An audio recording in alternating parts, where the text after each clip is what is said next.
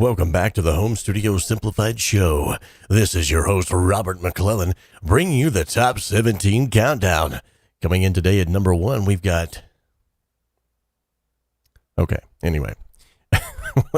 Welcome back to the show. Yes, I'm feeling just fine, but just craving Red Bull here lately. Been drinking Red Bull quite a bit. Not sponsored. But if you'd like to sponsor, please send your... Okay. Anyway, we're going to be doing the Listen Together today. This is for the September edition. If you're not familiar with what these are, what all this entails, basically, this is part of the song contest where we all get together and we check out what's been going on. Let me see here.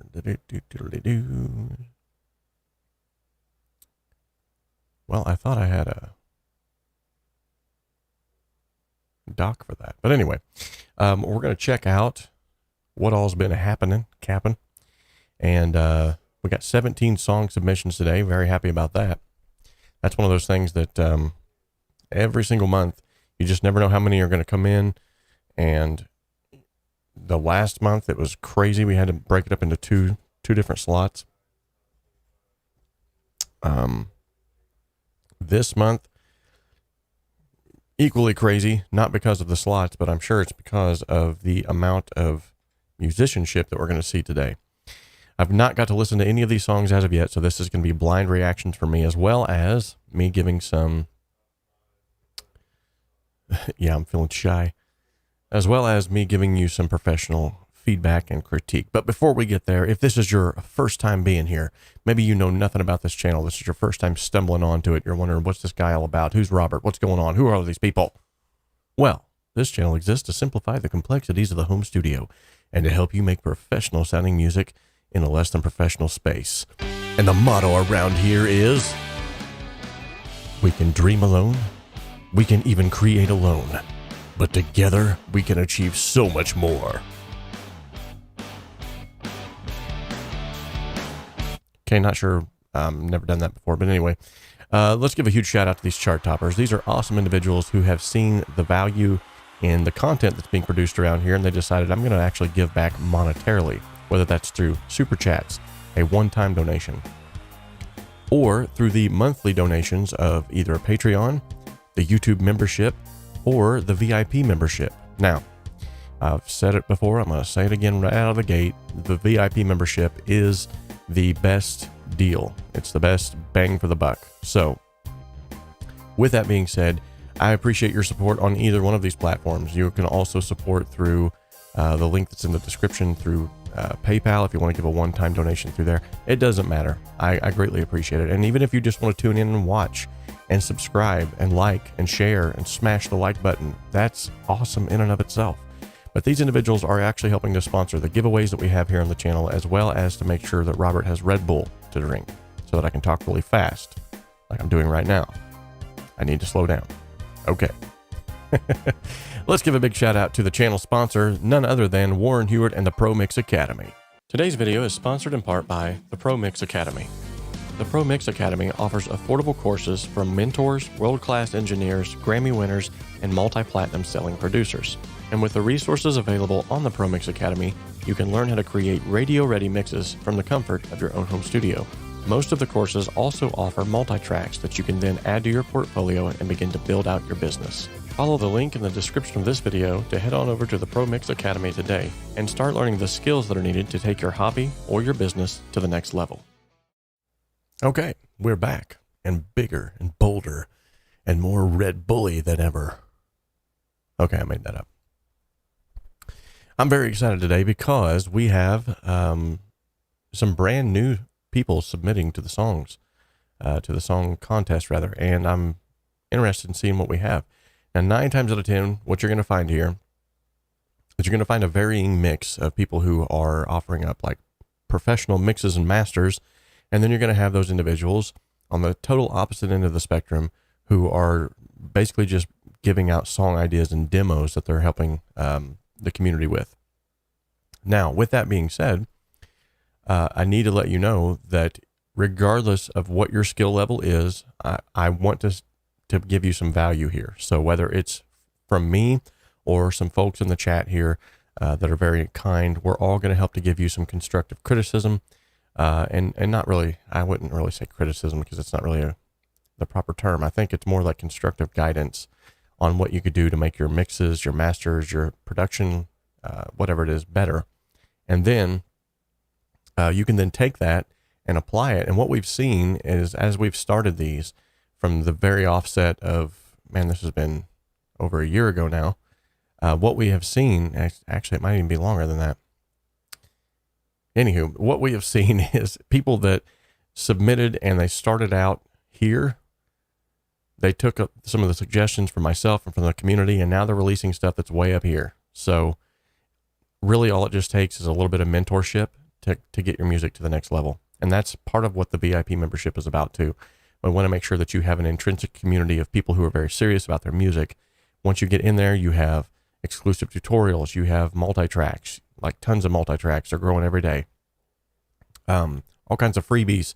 You got, and then of course the raw track reactions that we do here on the channel, all of those are commercial free with an extra 10, sometimes 15 minutes of me critiquing that even, and showing you how you can, apply whatever you learned in Michael Jackson's Billie Jean to your own productions. It's very cool. So yeah, exactly, Eugene. Feedback of the good kind.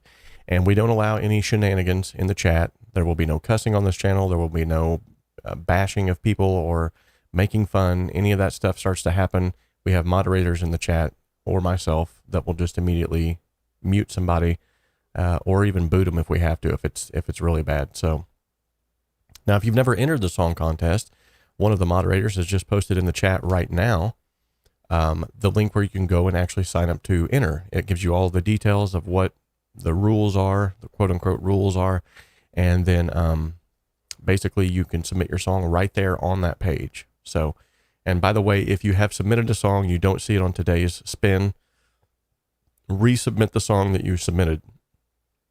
Because I went back to the folder and it was like slam packed full of over 60 different files. And I realized I haven't been deleting these after we're having the listen togethers. So if I don't do that, then all of them end up piling up in there. And what happens is we have a plethora of all of these buildup of songs. And then I got to sort through them and figure out, okay, well, which ones are for this month and which ones are for last. And so I went ahead and deleted that whole portion of everything that's in there, minus what was submitted under the date of, I think it was August 20th and going forward. So if your song got skipped over, just resubmit it. I'm sure we'll get back to it. In fact, that might actually put you a month ahead if you're working on another song to submit for the next month. So, okay, cool. Let's go ahead and check out what we got. If I go to the desktop with the webcam here, we have 17 songs, as you can see on your screen. And what we like to do is just kind of, each of the songs has a portion where you can give like some back story to it. I'm going to pull that up right now. And for once, I'm organized enough to have these in order of how they are on the screen. So that's going to make a lot of sense. So let's go ahead and jump right into it. You guys know the drill. The first one we're going to look at is called Knee Deep. And this is my Midnight Blue movies. And the backstory to this one, he says, as usual, this song was written and produced in Cakewalk. He says, I only have free VSTs, so I try and make the most of them. This track used mostly Labs instruments. Very cool. Imagine you are knee-deep in trouble. This would be the soundtrack to your predicament. Hope you enjoyed as much as I did making it. Awesome. Let's check it.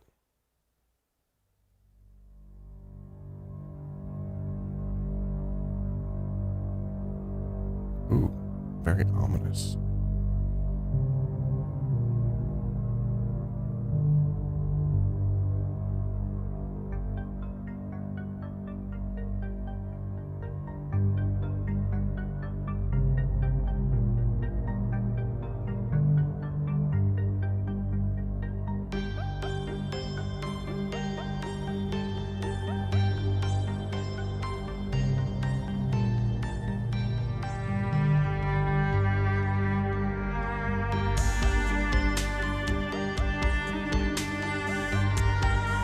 Very cool.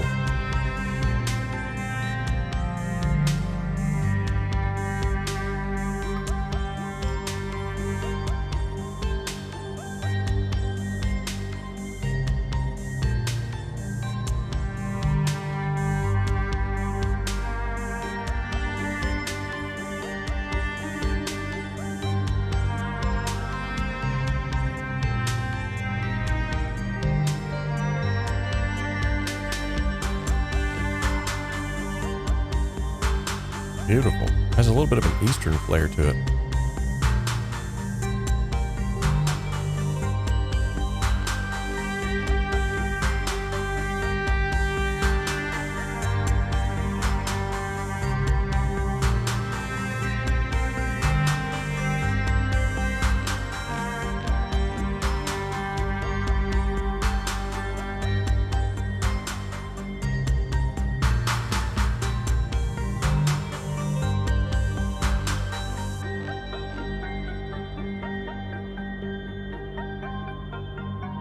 Very good.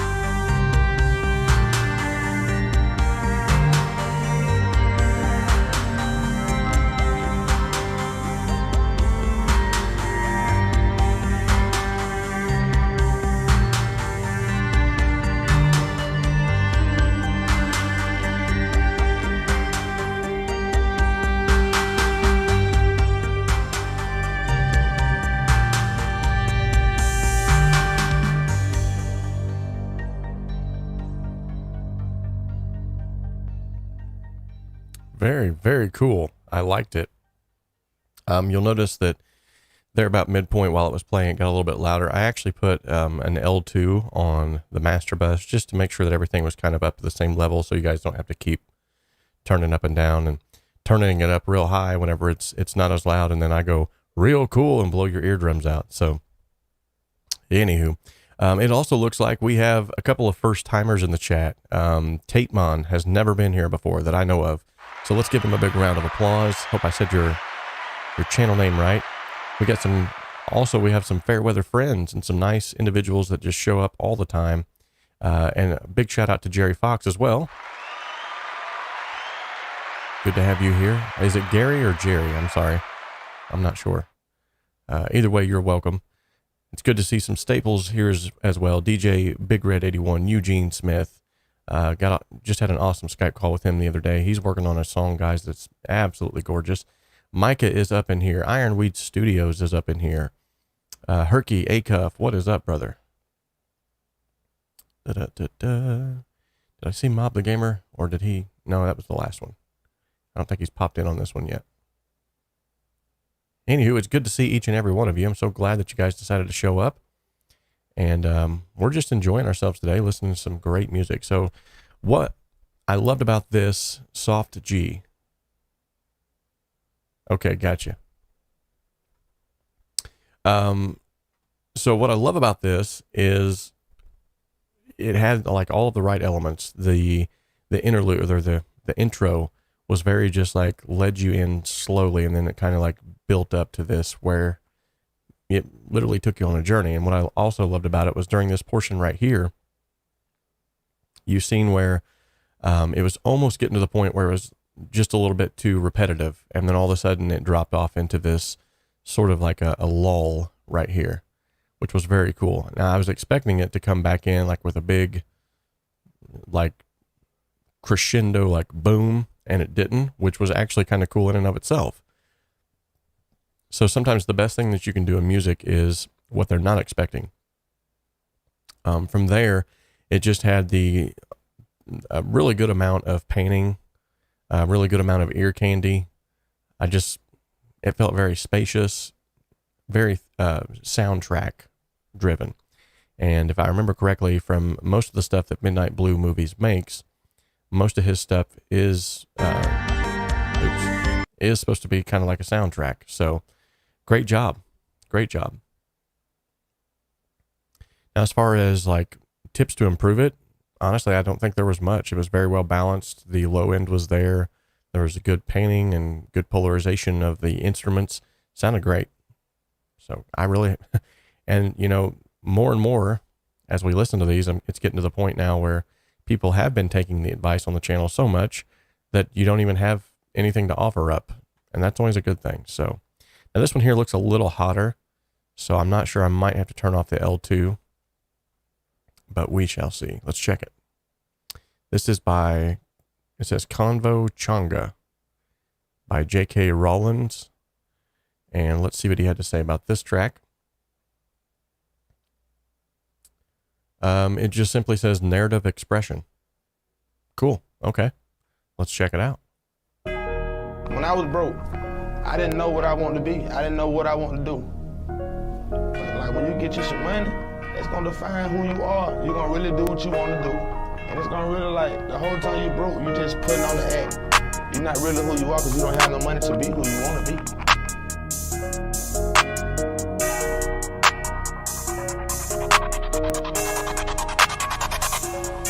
You said that money changed me. Is that really just a reason for the change? You know I want some better, you don't wanna change. But you say you want some better, I can't understand. The thing that you said is wrong with me. I wanna be better. I'm making change. I got some change. I got some change. I got some change. I got some change. You said that money changing me. I got some change. And the way I'm looking at you right now, and the way I love you right now, did the money do that? If so, I needed change. For the way I care for you, and the things I wanted for you, did the money do that too? If so, I needed change. When you would listen to your bitches and listen to your family, did the... All right. It's all good till we get to a curse word, and then we got to drop it, folks. There is no quarter when it comes to that. That's actually in the rules whenever you go to read submissions. So sorry about that. Sorry, but not sorry. Feel free to make a cut there, make a radio version of that, a little bleep, a little cut, whatever it is. Insert a different word, and I'd be happy to play that again. It was really going great too. I hated to stop that because I was actually getting drawn into that. So, all right, but up next we have, so constructive criticism for that one. Read the rules before you submit a song. Okay, here we go. This is by our very own Mark George. The man, the myth, the legend, Mark George. Okay, that might have been a bit too much. But anyway, it's not too much for Mark. He's awesome. This song is called Silhouettes. We're going to check out and see what he had to say about this one. This song was inspired by the start of the war in Ukraine. Although I did start writing in before the war started, in that I had written the opening piano theme and parked it for a while. But as things progressed over there, the idea of the sounds and the second theme came through. I have also tried a different way to master this one. To me, it sounds a little too loud, but it fits really well with the reference track I used. So I'm sure my friends on here will tell me where and when and where I can fix it if it needs be. Thank you, one and all. Well, thank you so much, Mark, for submitting. I'm going to go ahead and you said you've mastered it, so I'm going to turn off the L2 for this track. And then we're going to go back over here and give that a listen.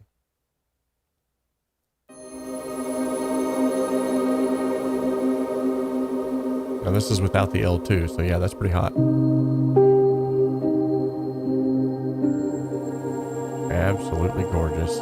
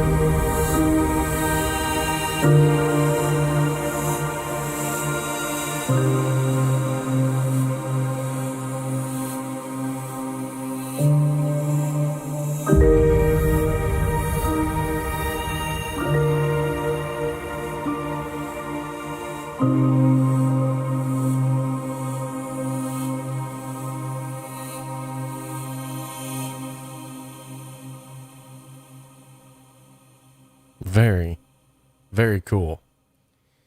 Awesome. I knew he was going to be blown away every time Mark submits something. It's absolutely fantastic. And Mark is actually one of those individuals, like I was talking about earlier, where, you know, we had when he first started submitting stuff, it was really good. Don't get me wrong. But it just needed a little bit of like that extra 20 to 30%. And he took a couple of suggestions from maybe like 2 live streams. The next time he submitted something, it blew everyone away. We were all just like, wait, what? Where did this guy come from? He's like Hans Zimmer's grandchild or something. I don't know. Yeah, it was absolutely amazing. So I loved the spatiality. I loved the epicness of it. And the use of reverb was absolutely amazing. And I've noticed, Mark, that you've actually started to include more like voices, although it's not, that's obviously not you singing. If it is, please let me know. That was amazing. But I've noticed that you've started to add more of these like choir, like vocal type elements to your productions. And it's really cool. It's definitely bringing on a whole new layer to your music. And the other part of that is anytime that you get a vocal added into a song like that, you end up bringing a whole new layer of emotion into it. So very good, very good. It was a little bit repetitive. There was a little bit of areas where I felt like here's a good space where you could have added in like maybe, what are those things called? Some more of those cinematic that I can't remember the name of, some more of those cinematic instruments. What was I? Not a didgeridoo, although a didgeridoo would have sounded cool at a couple of those parts.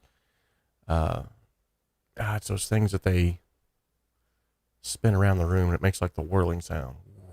That would have been kind of cool in there. Sound effects provided by. Anyway, great job, Mark. I knew you was going to knock it out of the park. Thanks for submitting. As usual, you rock. The next one up is called The Space Shuffle. Let's see what they have to say about this one.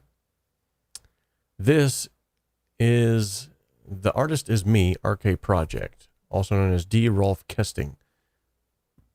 The song was part of an animation film, so the song has a movie track character. There's a lot of these today. That's fine. Produced on Logic 10 with numerous AUs, Nexus 4, East West, and The Great Alchemy, not to forget the Hidden 3 guitars. A fully instrumental track. I hope you enjoy it. Awesome. Let's bask in its glory. Now this is another one that looks kind of hot, so I'm not going to turn on the L2 again. Nice little intro there.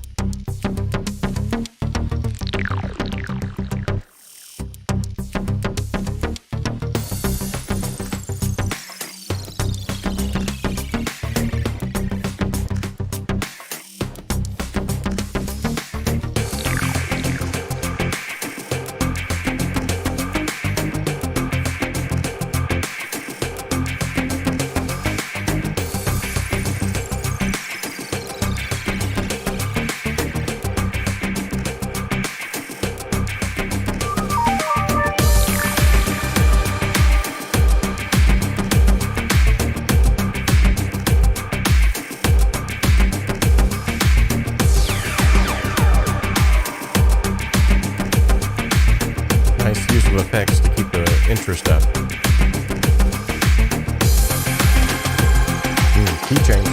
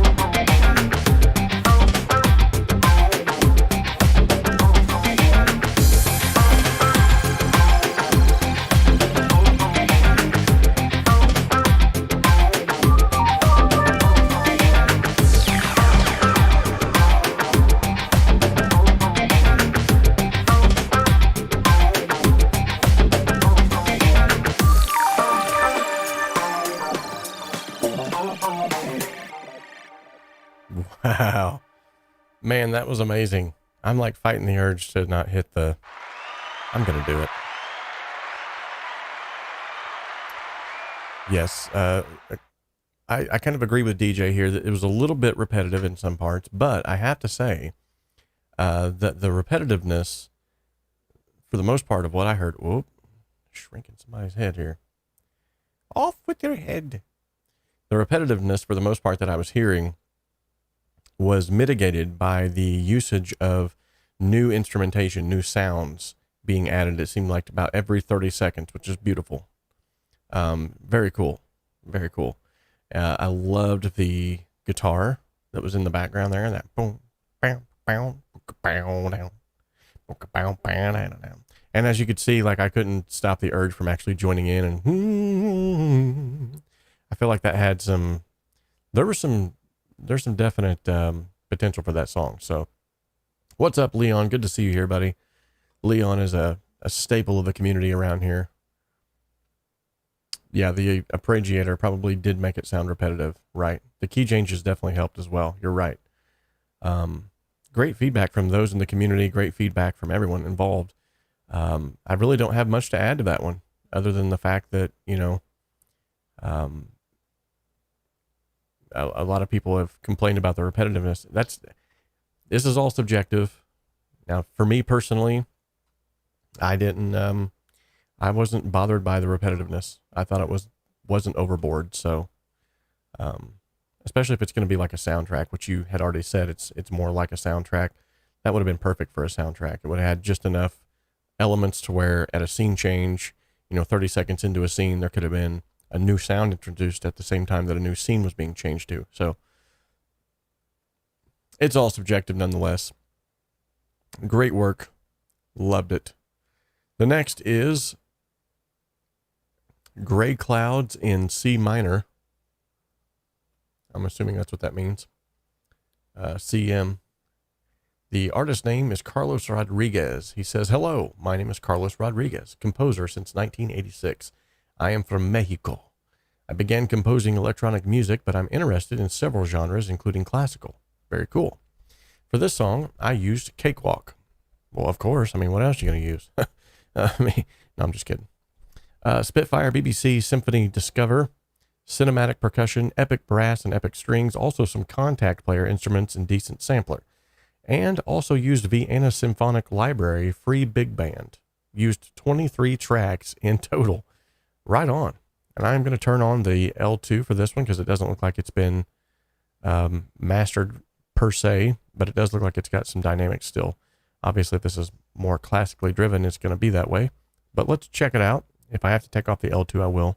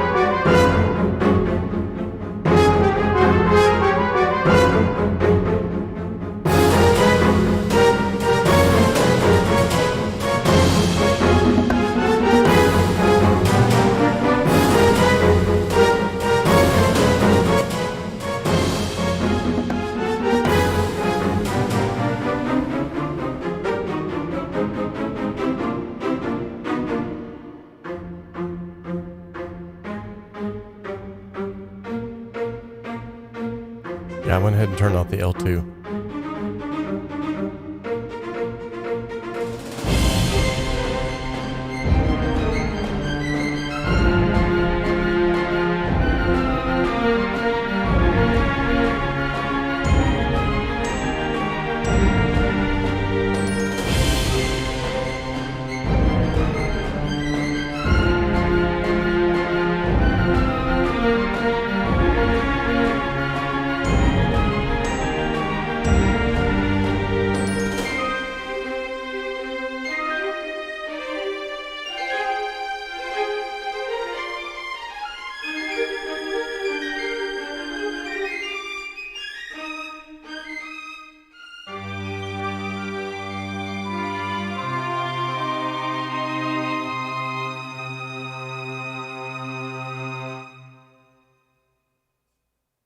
Beautiful. Beautiful. Wow. Before I give my professional feedback on this, Alex Jackson and Cyberlion. I believe Cyberlion has been here before, but I don't think Alex Jackson has been here before. Let's give him, well, them, a big round of applause. Thank you guys so much for being on. Good deal. Yes, nice composition. Good to see Barry Fitzgerald in here, by the way. Good to see you, buddy. Excellent musician there. So yeah, we had a lot of stuff going on in the right channel, not as much going on in the left channel. Now, I do realize that in a orchestral sense, a lot of the stuff is kind of not weighted the same way that it would be in, say, a rock or a pop song. With that being said, hey, Cindy the violinist, what is up? That woman rocks, literally. So that being said, I do feel like it was leaning a little more heavier towards the right, pretty much like the entire song. And you could see it on the fader itself. It was actually, or the meters, I should say. With that being said, it's orchestral music. So, I mean, it kind of can get by with that in most cases. So with this one, the only thing that I found that at the very beginning of this, the composition lacked a little bit of space for the instrumentation. And it very well could have just been, it was very mid-heavy, mid-rangey in this first portion, especially like right here. So take a listen.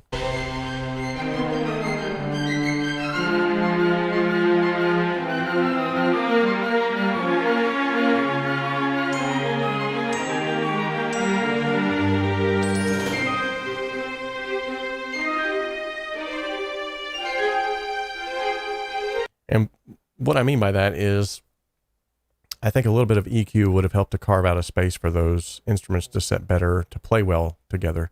At that particular time, it seemed like there was just a lot that was going on that was trying to combat one another, trying to fight one another, and you had to strain to hear what was happening with, you know, the violins, or I guess that would have been the violins, yeah, and the flute, and it just was kind of like, it wasn't jiving well together. Apart from that, though, the rest of it, it had a really good feel to it. It was very staccato at times, and then it would go into like this. I liked it. Definitely liked it. That's really the only major critique I can give it, as everything else seemed to be pretty spot on. So, all right, next up we got Michael Fitzgerald with the song Saved. I think that's the name of the song. Maybe that's just the name of the file. Saved, yes, was written by Michael Fitzgerald. The scriptures that he based this off of was Romans 10:9, Joel 2:32, and John 3:16. Recorded at Jesus at Work Studios. The guitar used were an American Telly, an Epiphone Dot, Jackson Soloist, a Squire 5-string bass. The synth was the Roland Juno D. Nice. My YouTube channel is Old Bell, and he's posted a link here. And I'm going to go ahead and make an executive decision here to copy and paste that link into the chat.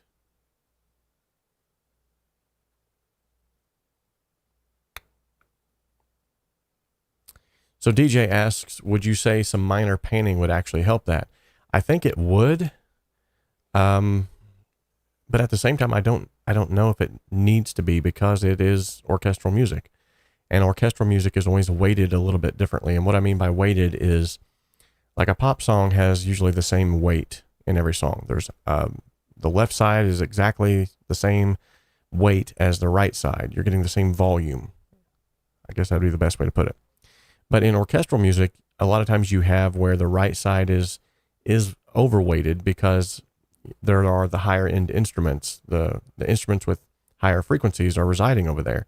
And then a lot of times, you know, they still try to send the bass up the middle, but then there's like the viola section or the cello section that may not be bass, but it's kind of like down in that area, depending on where it's playing, what key it's in, that might sit on the left. And because it's not got a higher frequency, it doesn't appear to be louder, even though it is kind of the same.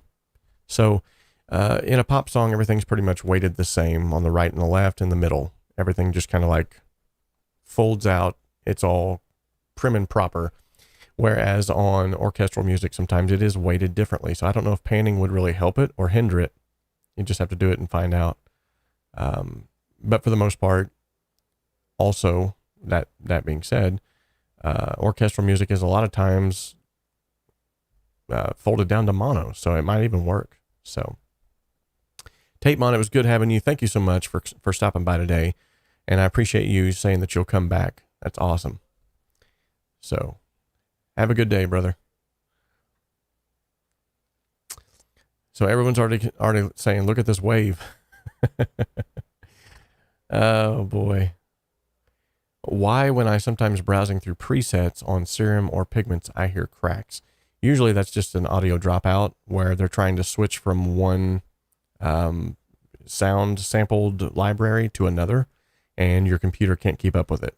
So, and you'll get that even if you have a very high-end computer, just simply because you're switching a lot of different things all at once. And if it's playing back at the same time, you're going to always get some kind of pop, unless the people that coded that program are just geniuses, which, I mean, that could happen. So anywho, we've heard all about the backstory of this song and me rambling long enough.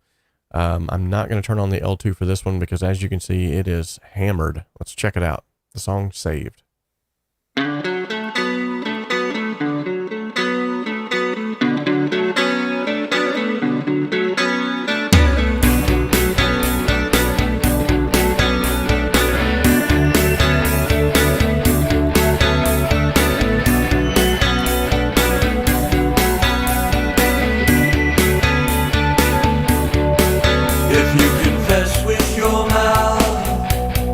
Jesus is Lord,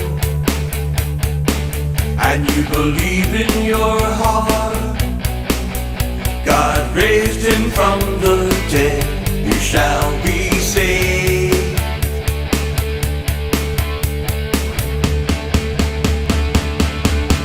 Those who call on the name of the Lord shall be saved. Those who call on the name of the Lord shall be saved. They shall be saved.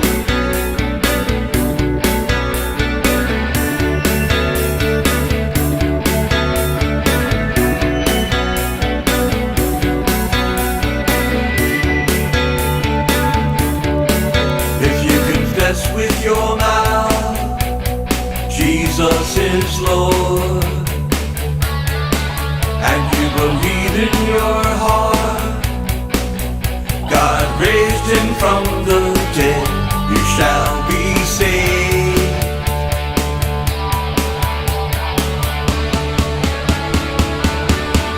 Those who call on the name of the Lord shall be saved.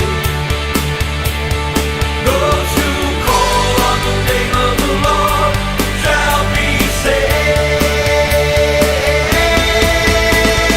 God so loved the world, he gave his only begotten Son. Whosoever believes in him will never die. They'll have everlasting life. Those who call on the name of the Lord shall be saved. Those who call on the name of the Lord shall be saved. Those who call on the name of the Lord shall be saved. Those who call on the name of the Lord shall be saved.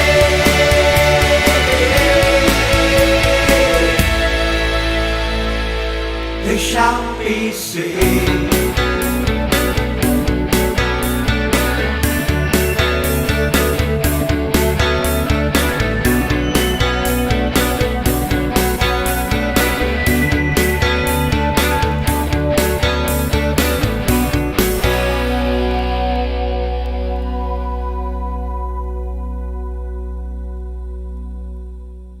Very cool.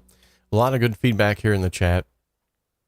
I'm usually very careful if I know that there has been another mixing or mastering engineer that has worked on a track, and as this one has been, to really give too much critique to that track, because I don't want to step on their toes.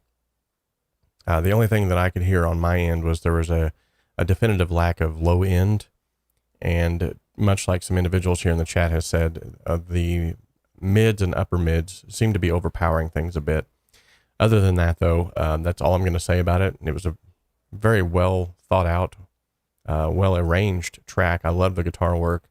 As a guitarist myself, I thought that was very, very well placed guitars. So good job on that. Okay, the next song is by an artist. Wait a minute. Well, this is RK Project again. Okay, so as much as I would like to play this track, I'm not going to, as it would violate the rules that we have set forth that allows for only one track to be submitted per month. So if you could just go and resubmit Ever Been Ghosted, RK Project, if you're listening back to this, we can pick that back up next month, no problem. Okay, so next up is Out of My Mind by Mr. James, which is cool because he just came in the chat a minute ago. And by the way, if you're new here, we're glad to have you.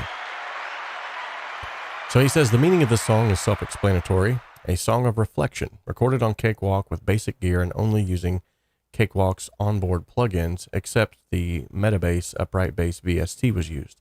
It's a blend of mic'd acoustic instruments with MIDI strings and bass, tried to achieve as much air as possible without making my ears bleed. This is a mix done completely in headphones as I don't have any monitors. Got Cakewalk in early 2022 and have been learning madly since. Hope to pass the School of Cake before too long. Looking forward to your constructive criticisms along with those from the community. Thanks for the opportunity. James. Or CDN expat in Thailand. Okay. I'm not sure what that means, but let's check it. Now for this one, I am going to go ahead and turn on the L2 as it doesn't look like it's been mastered. So this will just help us to hear it better. Let's check it.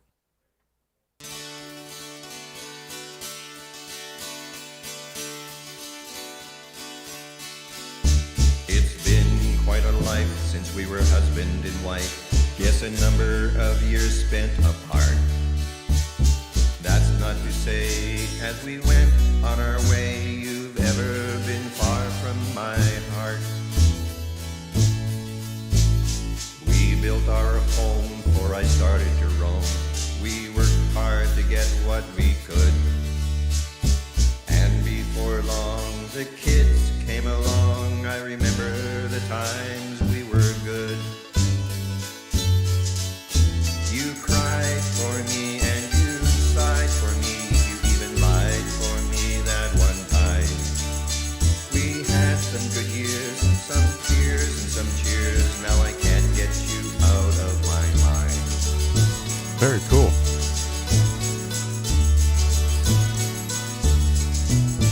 Remember that storm and trying to stay warm, screwing the roof cap down tight. We worked together, not dressed for the weather, but hey, we fixed it that night. That was when we were younger back then, no clue of what was in store. It got to be that we couldn't agree, except that we both wanted more. You cried for me and you sighed for me. You even lied for me that one time. We had some good years, some tears and some cheers. Now I can't get you out of my mind.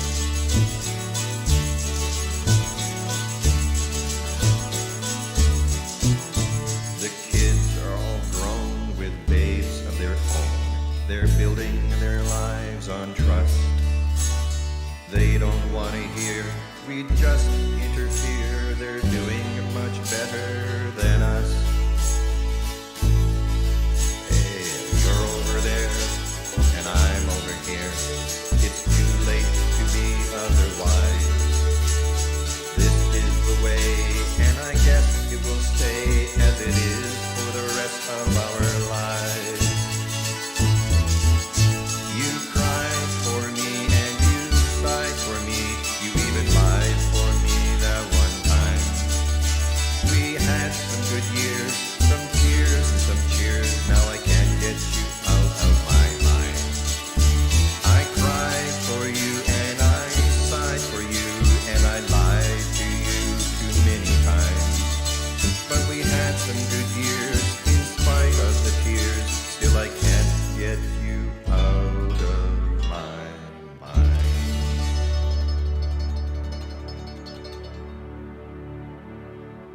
Wow, very cool.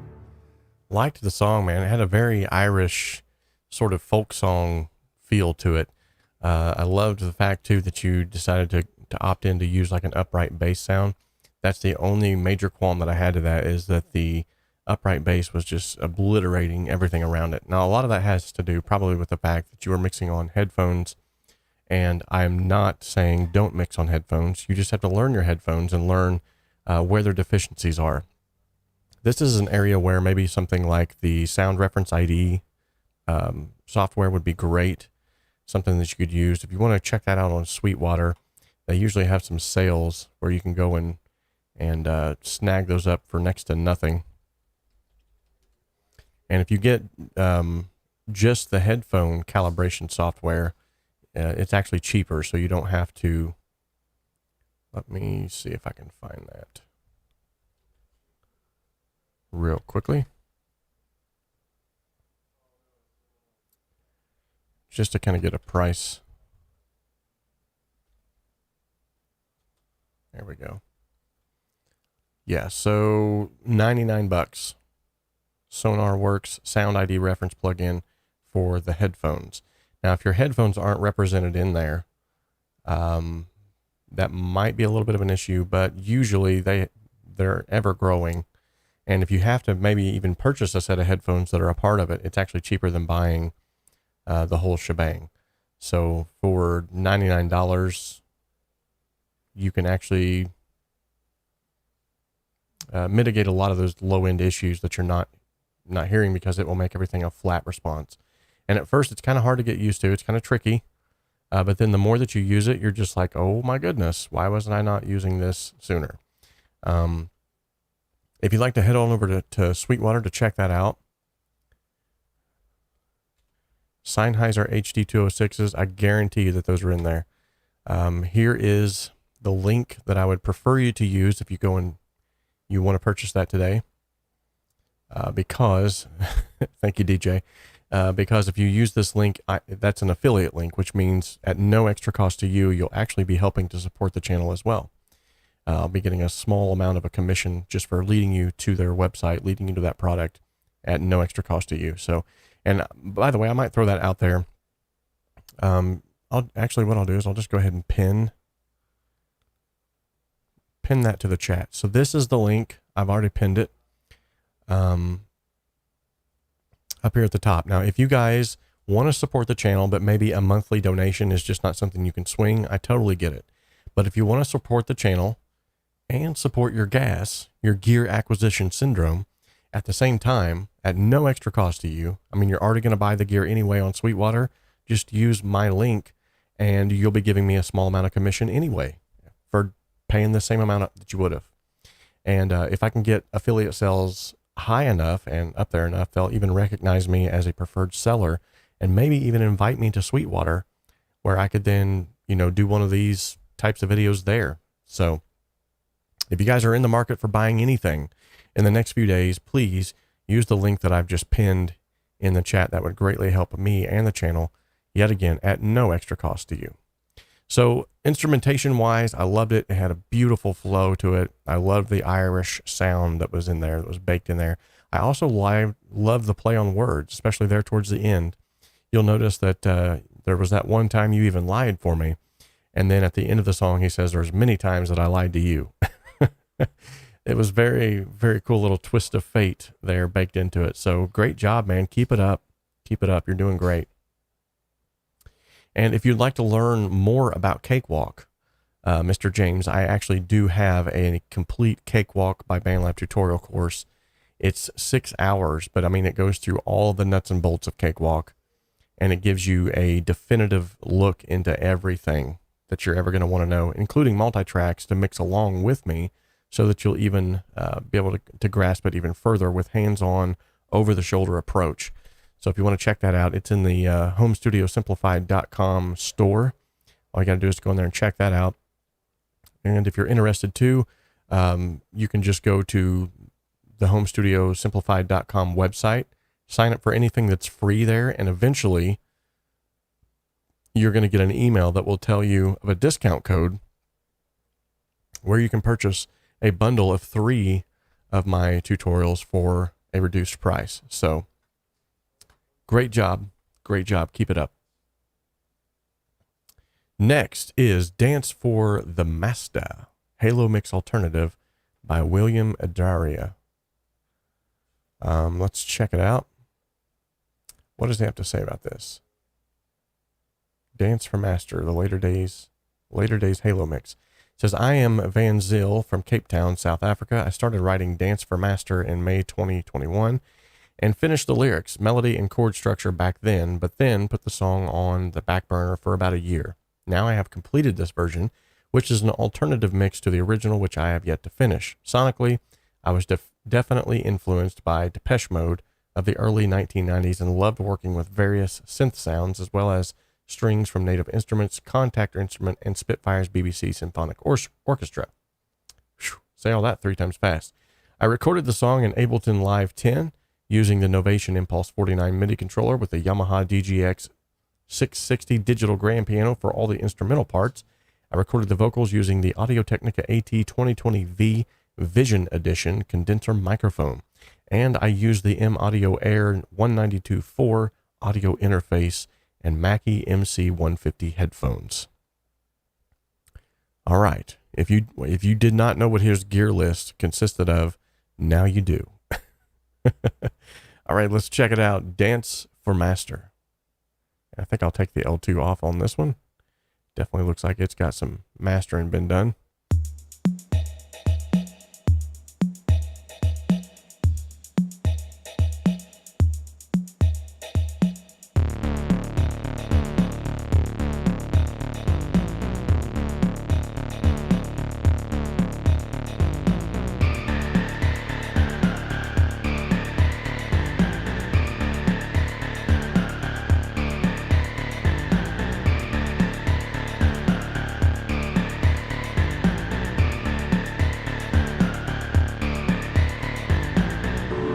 When you stand for nothing, you will fall for everything. When you stand for nothing, you will fall for everything.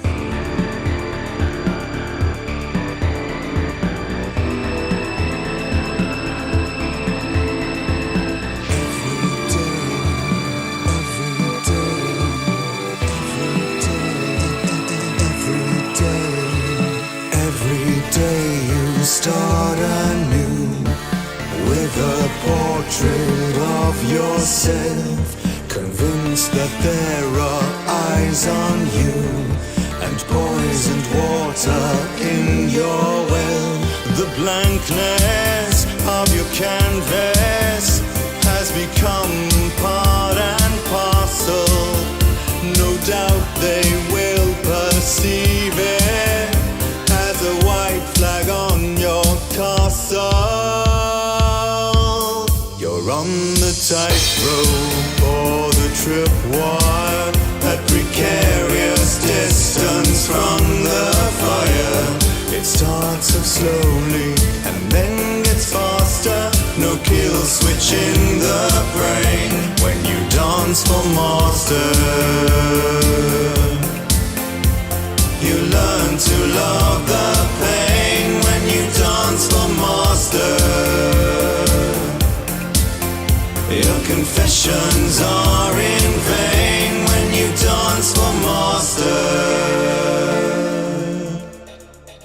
Every single thought begins with a survey of yourself, a tally of your latest sins in this claustrophobic hell. The blankness of your canvas has become part and parcel. No doubt they have conceived it as a white flag on your castle. You're on the tightrope or the tripwire, that precarious distance from the fire.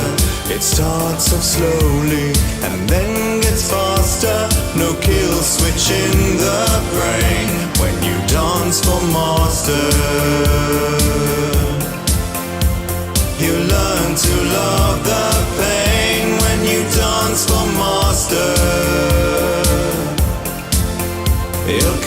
confessions are in vain when you dance for master.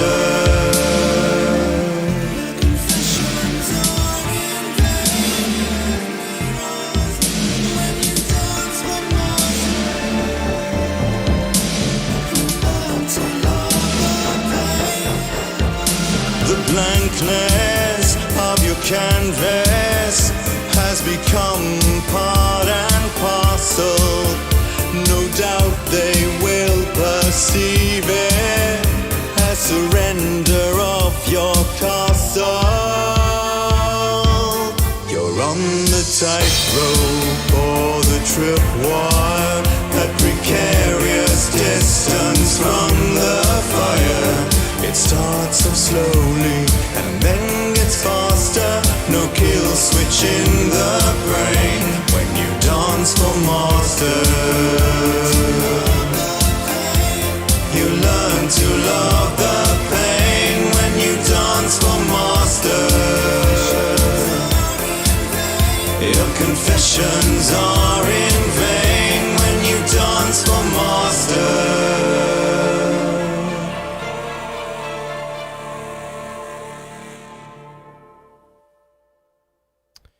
Wow, very cool, very cool.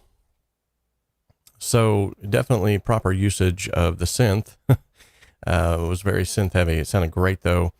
I did feel like the drums were a little bit tinny. And by that I mean like the hi-hats were a little too sibilant. And I think maybe some tape saturation could have helped to round that off a little bit. I also love the fact that the vocals were up front, but they were almost a little too up front. I feel like they could have been blended back just a bit better. Closer to what sort of that break was, where you heard the vocals in the background, sort of the accompanying beck and call vocals. A little bit louder than them, but deeper into the mix like they were. The lyrics though, man, lyrically, this thing was like a masterpiece. I loved the play on words, the usage of just all of the word pictures that you threw in there. It was absolutely amazing. It actually had a David Bowie sound to it. A lot of people were saying a lot of different things, but it had like a David Bowie sound. I was hearing a lot of Bowie. Great job though. Definitely keep up the good work. Those are just my few suggestions based off of what I heard. Also, I would love to have heard maybe just a little bit more painting, but other than that, was great. Keep up the good work, guys. Next up is Light of My Life by Daniel 𝗧𝗵𝗲. Let's see what he had to say about his track. Okay, where's it at? Oh, here it is. Duo trio music, lyrics, production, orchestration, and brass parts by Daniel 𝗧𝗵𝗲. Vox recorded with a Neumann TLM-103. The preamp is an Avalon 737. Let's do this. I wake up every morning when the sun is burning up the back of my neck, and I'm still about 100,000 shades of white, lighter than black. But even if the shell of my own being is cracked, I never dream of giving it back. The only possession I keep till the moment when I'm grave deep in the sleep slumber, put me under as I count to infinity. I'm about to leap, flocks of angels flying numbers, I've forever done counting the sheep. I struggle to breathe, to bend and wait like the life of a tree. Trapped for endless minutes, I was jailed in it, banging on the bars, cussing the stars and just to set me free. Battled through the vagaries of a strange dream, came and made me drink from the phone stream of the waters of life. And then I caught a mate of my wife, a son and daughter, put it all in order, cause she is the light of my life. Before you lose your way, oh baby, won't you come and stay with me tonight? There isn't anything I wouldn't do for you if you can tell me that you're mine. Light of my life, eternal flame, burning up the shame of feeling at the game over and over. The winter time was cold until the moment when I knew. Now all I wanna do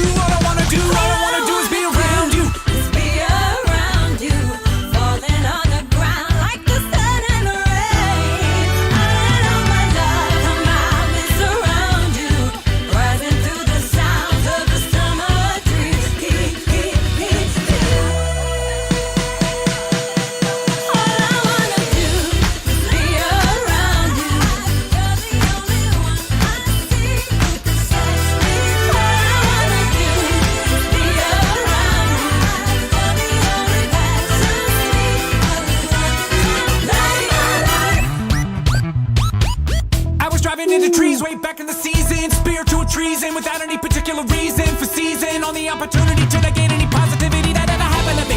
Thought I never knew my needs enough to feed them. It was self-deceiving, the spirit receding, blocking my breathing. My soul's left alone with my being, and keeping my mind was given over to grief. She's the only one for me. I never endless or repetitive reasons. I was trying to be a human being. Finally, it was the best and brightest thing that was ever given to me. Her love was a tsunami of light. Can't skip the sun-filled days. Left me amazed, lighting up the pathways that were always cast over with night. The swinging blade, eternal strife, illuminated by the light of my life. Before you lose your way, oh baby, won't you come and stay with me tonight? There isn't anything I wouldn't do for you if you can tell me that you're mine.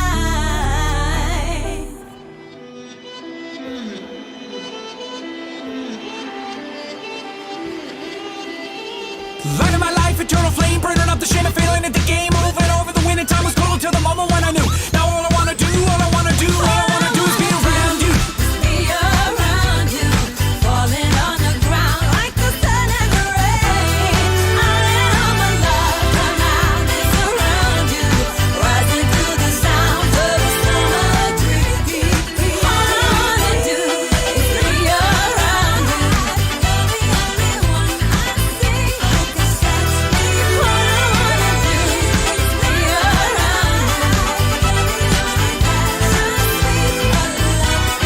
All I wanna do is be around you. Is be around you. You're the only one I see who can set me free.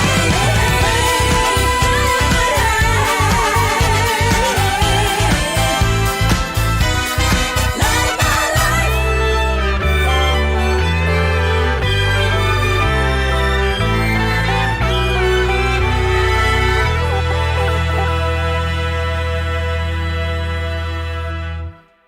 Good night, Irene. That was, wow. Okay, that was amazing. I'm not going to lie. That deserves one of these, and one of these.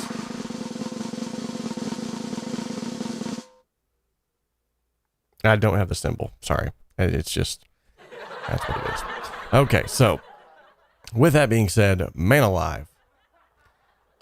There's a lot of things I could say about this one. So first and foremost, excellent use of instrumentation, excellent use of just keeping people motivated and energized. And when it first started out, I was like, oh, great. This is another Eminem impersonator. Dude, you blew it out of the water. That was not Eminem at all. That was all you. And I loved the fact that I was straining to hear it because I was like, please don't, please don't. I was waiting for the cuss word to drop. I was waiting for the vulgarity to drop. You didn't use any of that in the song, and it kept my attention, and it was beautiful. It was massive. Oh my goodness. Oh my goodness. Anywho, it may not be for everybody, but I'm a big fan of all types of music, and probably my all-time favorite part in this song was that breakdown bass run. I mean, that was nice, and you guys just got to see that.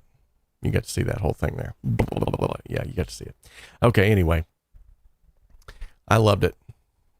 I got nothing to add to it. Okay, I have to give some kind of constructive criticism, right? I have to give some kind of feedback. There were some times whenever you were, you could kind of hear the breath that you were taking. However, I think if it would have been lowered down. Look, now I'm starting to talk like that. Now,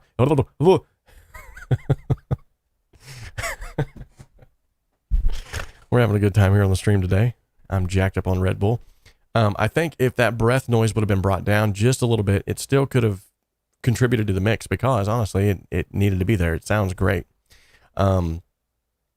There was a little bit of like instrumentation clashes in some parts. I feel like there could have been some places carved out to make them just a little bit more clear, a little bit more clarity added to it. But other than that, dude, you knocked it out of the park. Loved it. Absolutely loved it. Love the theme behind it too. Correct me if I'm wrong, but I was really picking up on, that being about not just about a lover, but about children and about your kids. So that was really cool. Very cool. All right. Anybody else in the chat got anything they want to say to that? Because I feel like I'm just at a loss for words after that one. Fenton Scanlon is up next with The Ghost. Let's see. It's going to be a hard act to follow. I understand that, but it's fine. You guys are not in competition, even though there's going to be a winner. So I guess that kind of puts you in competition, but it's a friendly competition. So anywho, Fenton says that this started as a simple guitar-based tune until, he says, I discovered percussion loops. I have a background in orchestral music. I'm a violinist by trade, and because of that, I love to build layers in my own music. Instruments were my 𝗏 Blue acoustic and my old beat-up Mexican Telecaster through a Digitech GNX4 and multiple vocals into a cheapo condenser mic. Okay, cool. Sweet. So he included a little note down here. It says, for Robert. He says, I submitted the song last time around, but it got missed off the list, so I submitted again. I hope that's okay. Absolutely, man. If I miss one of your guys' songs, please resubmit it until I get to it, because sometimes that does happen. I end up missing songs. It's unfortunate, but it does happen. So thank you so much for your dedication and your tenacity to bring the song back to our ears, because I'm sure it's going to be awesome. Let's check it. The Ghost.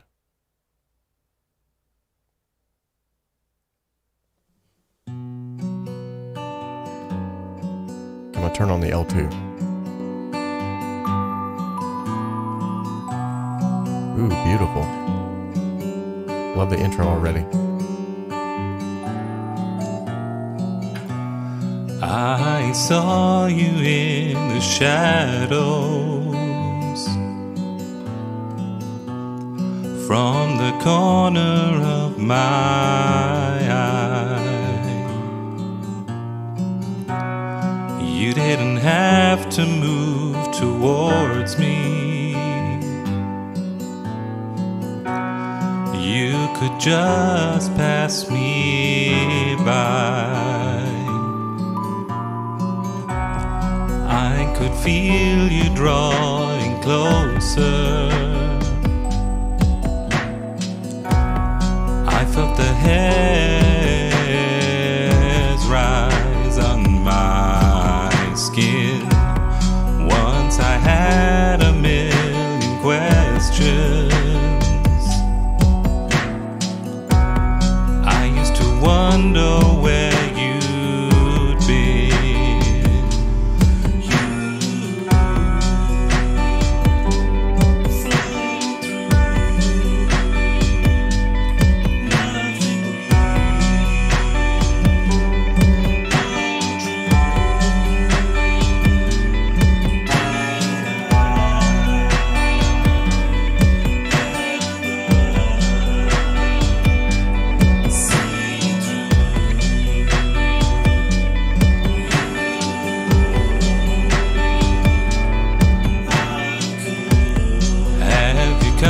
To cause me trouble. Have you come here to explain? Will you dig up those old questions? Or find some way to shed the blame?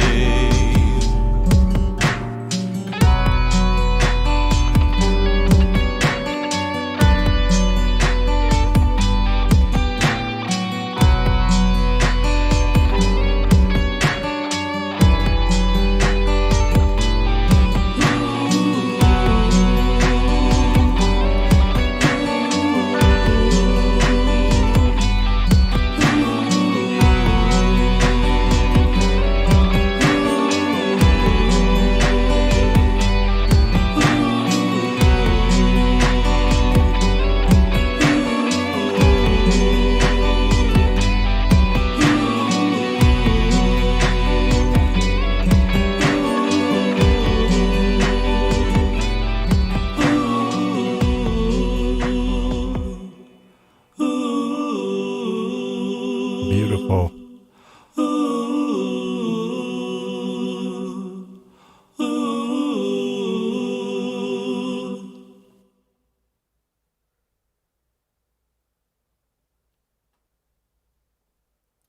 Awesome. Awesome song, man. Lots of emotion, lots of vibe going on there. Loved it. I do feel like that the background vocals could have been automated, just to sort of come up and accentuate the lead vocal a little bit better. I greatly appreciate all the submissions thus far, though. You guys are just knocking it out of the park. Great stuff going on here. Vintage Hardware XYZ, and as well as lastly 𝗏𝗏𝗏. Sorry if I'm pronouncing that wrong. Anyway, they're first timers. Good to have you guys here. I believe John Wallace is a first timer. He might have been here one other time. I'm not sure. Either way, good to have you. Good to see Sadicus back in here. Haven't seen him in a while.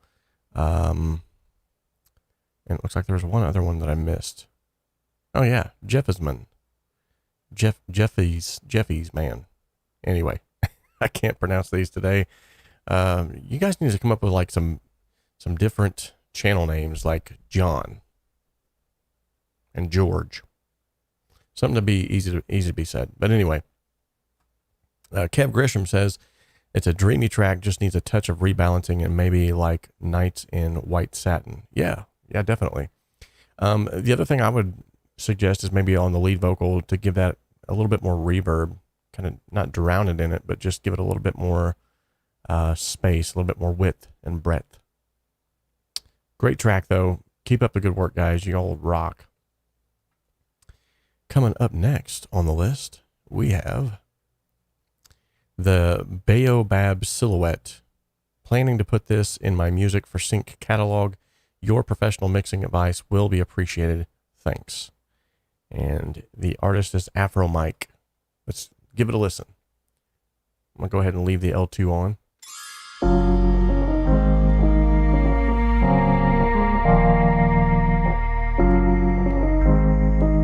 Nice.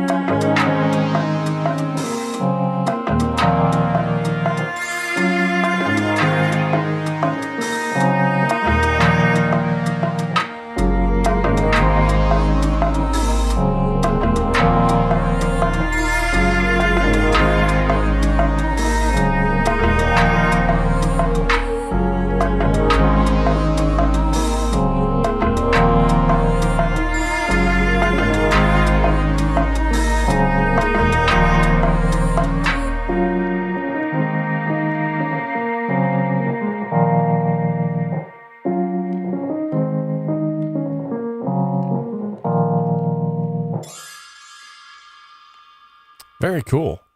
Definitely had some potential. I did notice that the first loop of percussion when it came in was definitely, it was not in time completely. Maybe that was done on purpose to throw off, to cause a little bit of tension. The second one when it came in was spot on. And then it seemed also it's just kind of repetitive. It created a little bit of boredom. So you might want to work on just creating some kind of a, as Micah has put in here, like some kind of a counterpart that would sort of play off the main melody that you had going on.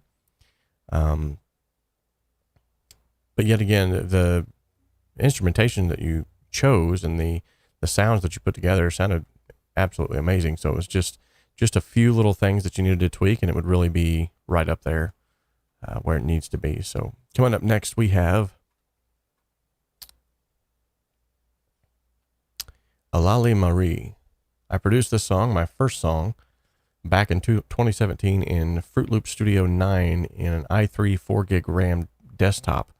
I recorded my vocals, and they were recorded in a $10 table mic. Kevin Rack penned the lyric. The language is Tamil. Only VST instruments are used. I lost the multi-tracks for the project file due to some electrical issue which damaged my PC. Just wanted to share the song with everyone who could be a part of the HSS monthly song contest. Thank you. Awesome. Now, the last time he submitted a song, he knocked it out of the park, won the song contest, and those multi-tracks are available on the VIP section if you want to get your hands on them. They're absolutely amazing. Very beautiful orchestration and just everything put together very beautifully. So let's see what this one has to offer.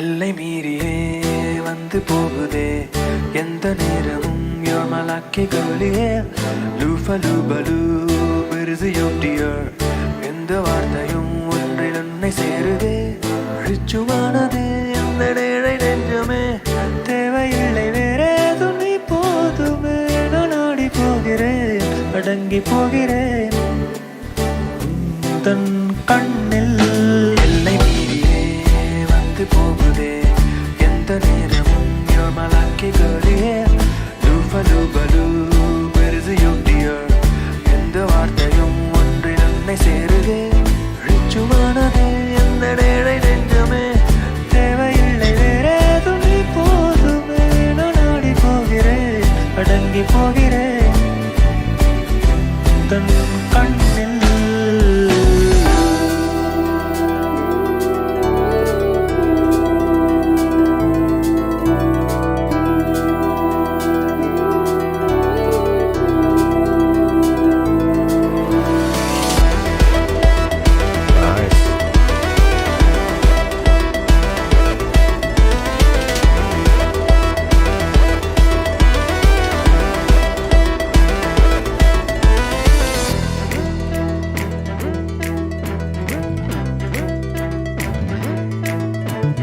நீளும் பாதையோ உழந்த நேரமோ அல்கம்மழாண்டி நீலவானமும் நகரும் மேகமும் நம்மை போல தள்ளி தள்ளியே உன்னை சேருவேன் நானும் மெல்லவே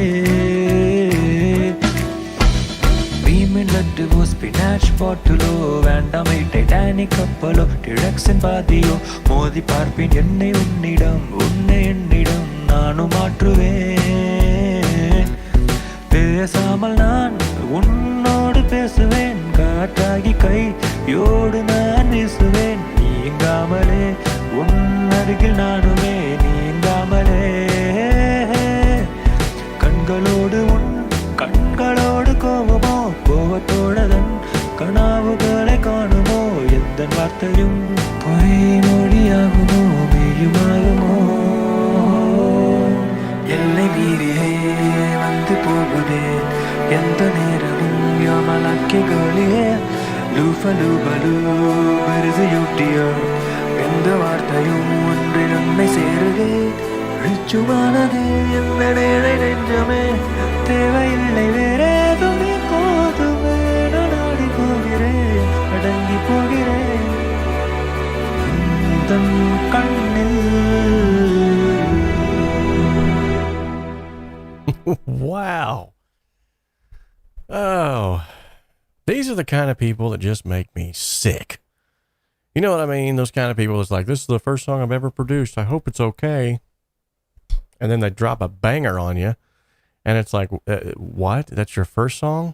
That sounds like my 80th song. And I still was struggling to get there.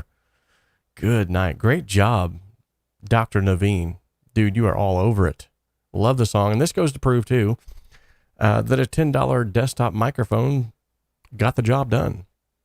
It's all about the arrangement. And the arrangement on this was spot on. There were so many great transitional points where it went from point A to point B just fluidly. I love the use of space and ambience. Excellent track. I really don't have much to say about it, dude. It was just, I wish I could understand what you were saying, though. The language is in Tamil. The last time he submitted, I had to ask because it was very hard for the listeners to hear what was being said. And the crazy thing is, like, all of the listeners that were listening was like, I don't care what language it's in, it's awesome. So we were all like bobbing our head to a song that was probably like, you know, saying something bad about America or something. I don't know. Hopefully not. And I say that most of you are like from Germany and Sweden, and I keep forgetting, okay, this is a global channel. I get so stuck in that whole, like, this is all about America thing. My apologies, people. The next up is Soft G, Airy Fox, Jerry Fox, and Eugene Smith collab with a song called View from Above. Now, if any of you have had Eugene Smith, if you've ever heard his music on the channel before, this guy is phenomenal. He writes some amazing, heartfelt songs that just go above and beyond what normal music does to your emotions. And will reduce you to tears most of the time. It looks like the song is pretty well rounded. And Scotland, Kev says, don't forget Scotland. Right, laddie, it's the Scots. It's the bloody... Hold on.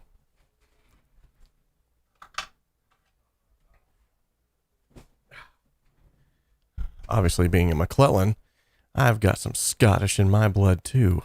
And I brought my Scottish friend with me today that you can't see. Hold on. There he is. Aye, laddie. Aye, laddie. It's time to dance a jig and eat some haggis. Okay, anyway, what just happened? Did that really just happen? Crazy stuff happens on these live streams. Anyway, yes, let's not forget the Scots. Anyway, it looks like this song has definitely some dynamics. Love it. Mr. James, 2:40 in the morning here, past his bedtime. Man, if you need to head to bed, that's fine. This will be up for you to view later. Just remember where you left off at. And I'm going to go ahead and stick a marker in right there.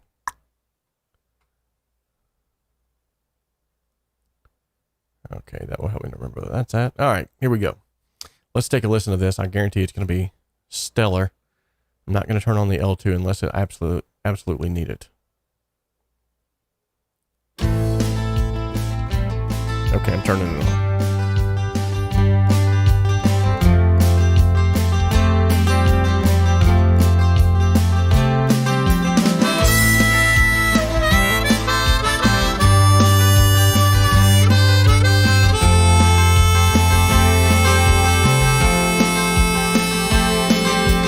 Balanced on a rainbow beside the clouds, step by the edge and take a look down.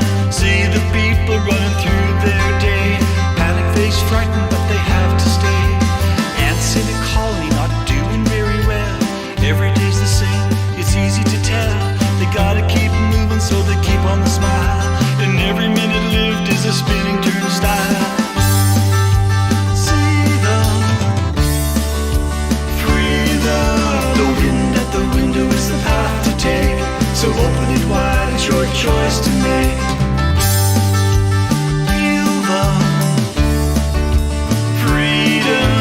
Clear sky above, it's a bluebird day, so spread your wings, go fly away.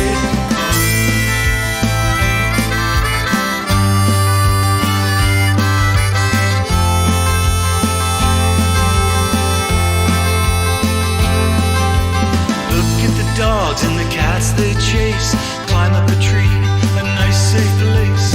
All they gotta do at the end of the game is head back on home to the football game. Funny how they live such a simple life, wander through the alleys of the street of strife. The world's gone mad, maybe nothing's changed. I hear my grandparents live the same old way.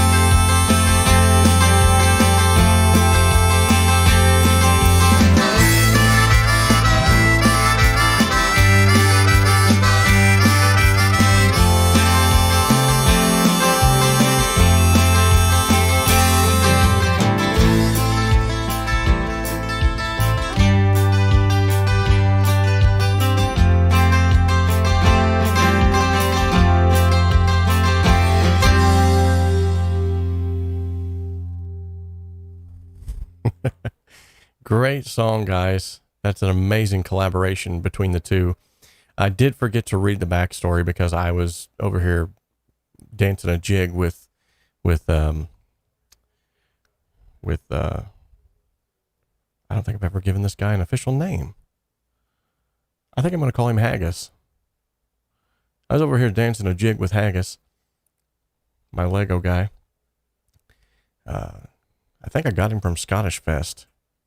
We went to a Scottish festival here, around here, or I got him around that time. But either way, gotta have my little Lego guy. Let me go back and read that though, because I did totally skip over that. My apologies. So the backstory to that song, "View from Above," was a collaboration by Jerry Fox and Eugene Smith. The genesis of the song, "View from Above," was one that came from an experience I had walking across a bridge in Vancouver. Workers adorned with hard hats and identically collared vests looked so small below as they scurried about in a seemingly random dance movement, a version of the rat race, every day a repeat of the last and a template for the next. Then Eugene, that's what Jerry had to say about it. Eugene says, "I met Jerry at an open mic night and really admired his musicianship. We got to talking and he said he had some original songs. This is the result of this collaboration." Awesome. We'd love to see that because together we can achieve so much more. He says, after that we got to talking. This is a result of that collaboration. Jerry wrote the lyrics and the music, played the acoustic guitars, the mandolin, the harmonica, and all vocals. I played the drums and bass, and it was recorded and mixed in my home studio. Guys, that was an amazing adventure that you two went on, and you took us on an amazing adventure too. I love the song. I would have dialed back the slapback delay on the vocals just a bit. It was a little overpowering, or maybe it was out of timing. I'm not sure if it was one or the other. And there is a time-based element to reverb and delays, obviously delays, but reverb as well. And if you can get those time-based elements locked in, and you can use my reverb delay calculator on the website to do so, just head over to homestudiosimplified.com, go to the reverb delay calculator up at the top, type in the BPMs of the song, and it will give you what your milliseconds should be for the decay time of your reverbs and or help you out with the timing of your delays. So with that being said, great song. I would have probably cleaned up those vocals a little bit, and then I think they were a little bit too loud in the mix too. Could have brought them down a little bit lower in the mix and then brought everything else up around it, where they would have kind of nestled back into the mix a little bit better. With a folky type sounding song like that as well. I do think the drums and the bass sounded spot on for that particular genre, but I would have loved to have heard the bass cleaned up a little bit. And what I mean by that is it was a little woofy. And that's usually around 500 hertz. Just dip that out a little bit and you're good to go. And then if you boost 1.8K, almost every time it's that same region, just boost with a wider Q around there, about a dB or two, you actually get a little bit more of the high end of the bass that you need. All right. Great job though. Excellent work. Next one is called "Down by the River." Wait a minute.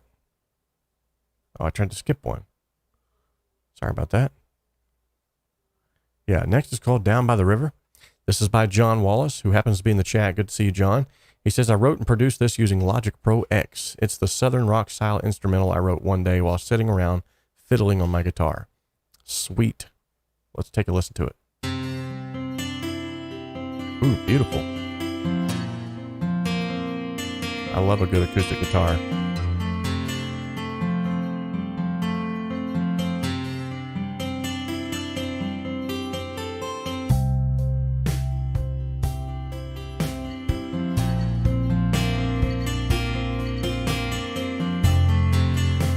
Nice.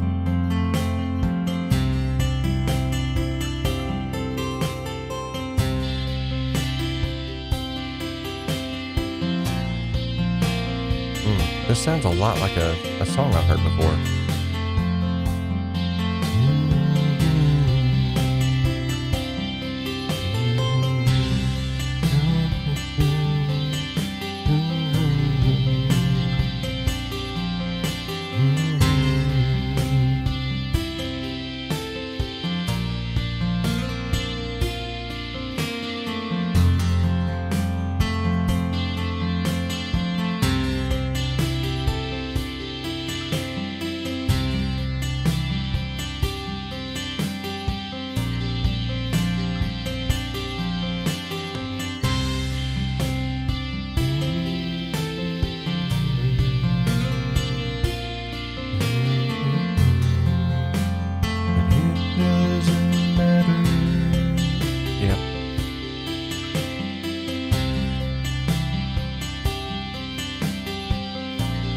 Sorry, guys. I'll quit singing over the top of his song now.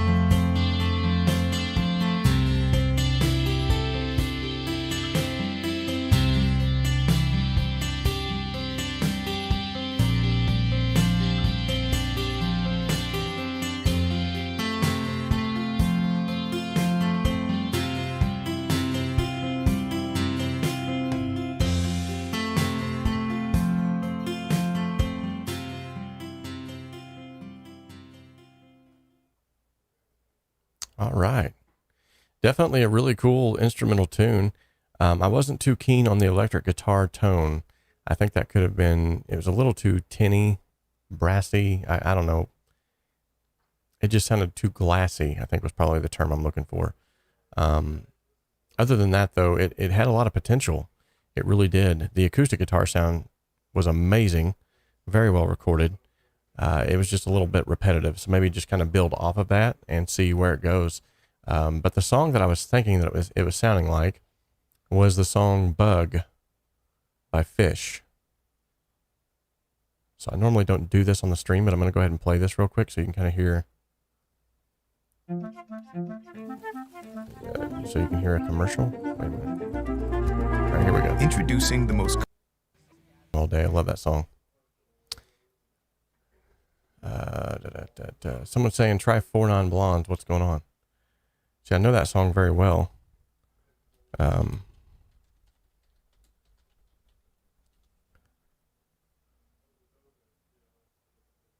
Let's see here.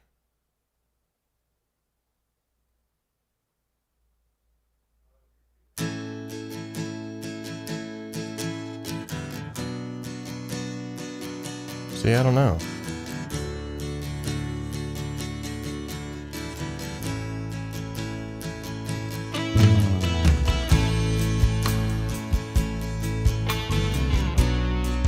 Yeah, maybe. Okay.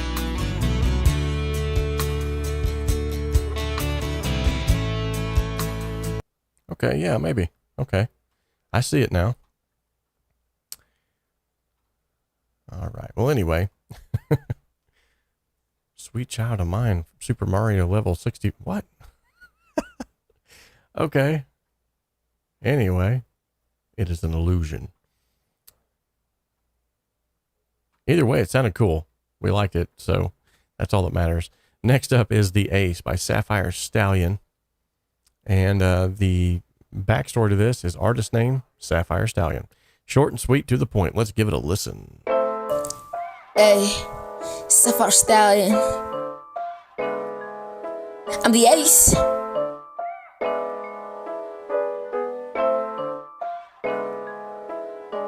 It's been a while, JK. I just been busy with my AK. I be recording and I be releasing, and I am just trying to be on display. Path of enlightenment, finding the truth. I'm writing too much that I'm cracking a tooth, and I'm in my prime cause I'm still in my youth. Call me Jeff the Ripper, you die in the booth. Ayy, I switch hoes, switch rhymes, leave you in stitches like a 6ix9ine. Niggas be trying to keep up, but they Nope.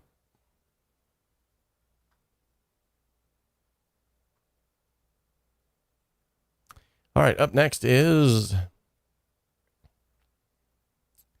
Now, I know for some, the N-word is not considered a curse word, but it is a word that's not used in my household. It's not used by people I keep company with. So, that said, it's considered foul language to me.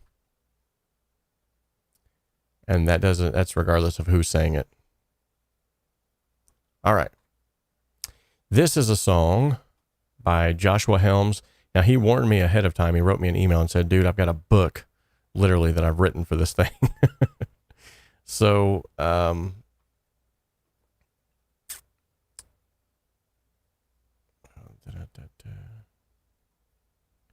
with that being said, this will be our last song that we're listening to. And he said I didn't have to read all of it. It was mainly just for me.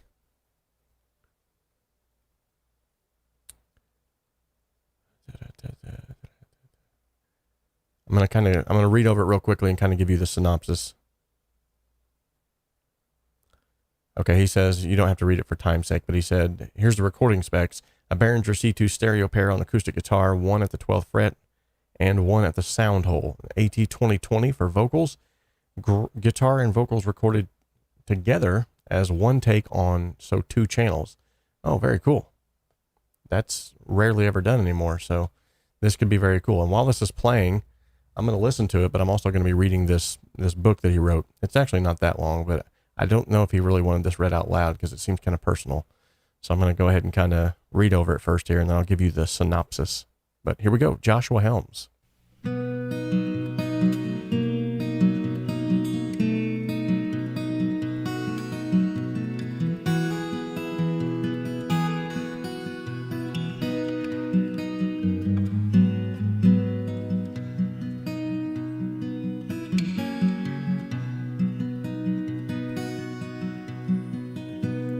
Playtime in the summer sun, simple times and children having fun,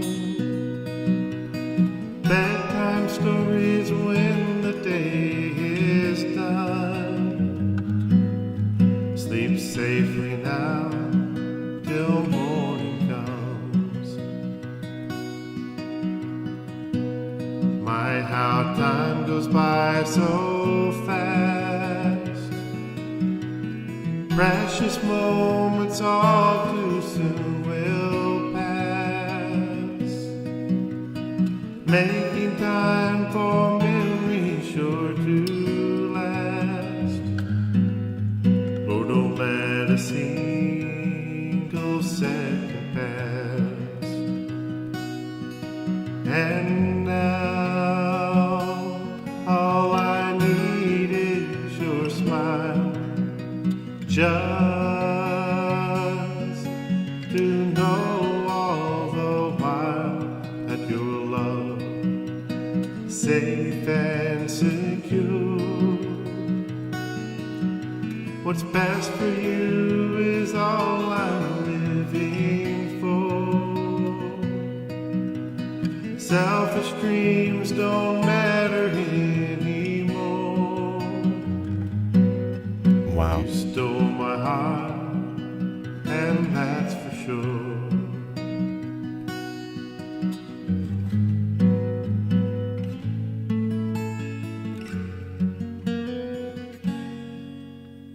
The audience and stage I sought before,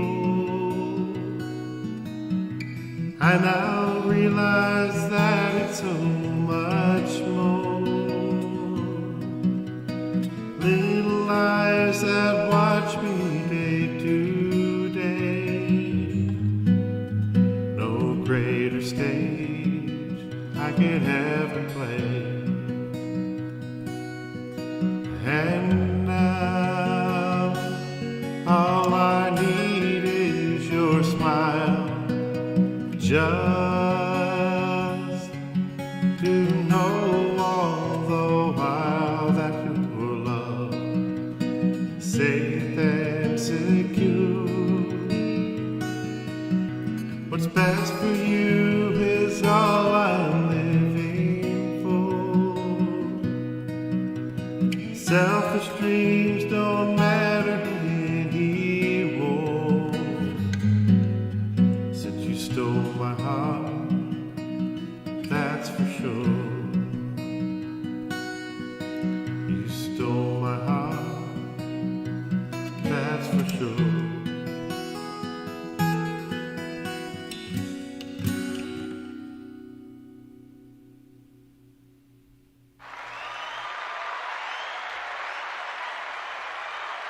Now, I'm not just giving this a round of applause because it was an awesome song. It was. I think the reverb could have been dialed back a little bit on the lead vocals, but it also kind of lent itself to this style, especially when it's just a singer and a guitarist. The guitar was recorded very well. The playing was very well. For you to be able to do all that, playing and recording, that goes to show that you got some chops. But the main reason why I gave this a round of applause is because of what this song was about. Having read this backstory now, I won't divulge the first part of the story that he gave me because it contains the names of two of the children. But he's basically, him and his wife have had the awesome opportunity to adopt two boys. And I won't name their names because I'm pretty sure that's against the court rules to name the names of adopted children before they have a forever home. But basically he says, here's where I can pick up where he left off. He says, this song is about my newfound commitment, contentment, and the joys of being a dad to these boys. Over a year ago, I had just put my first album on Spotify and was becoming increasingly frustrated and desperate to grow my audience as a musician in general. But now I have a different audience and the greatest I could ever ask for. Two little boys. Sorry, guys.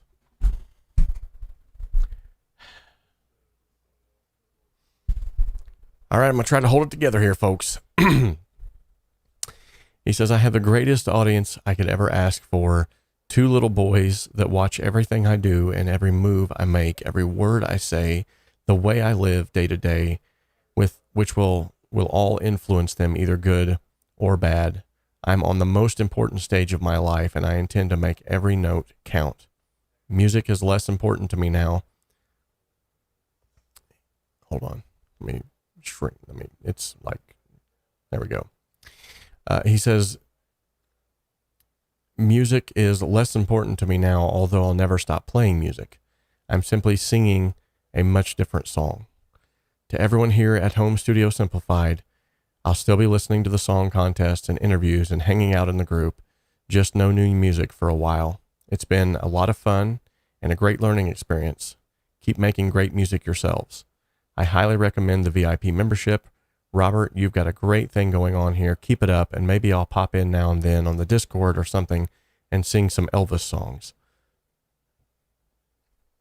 Bro, you had to go and get me all choked up here. That's amazing. That's amazing.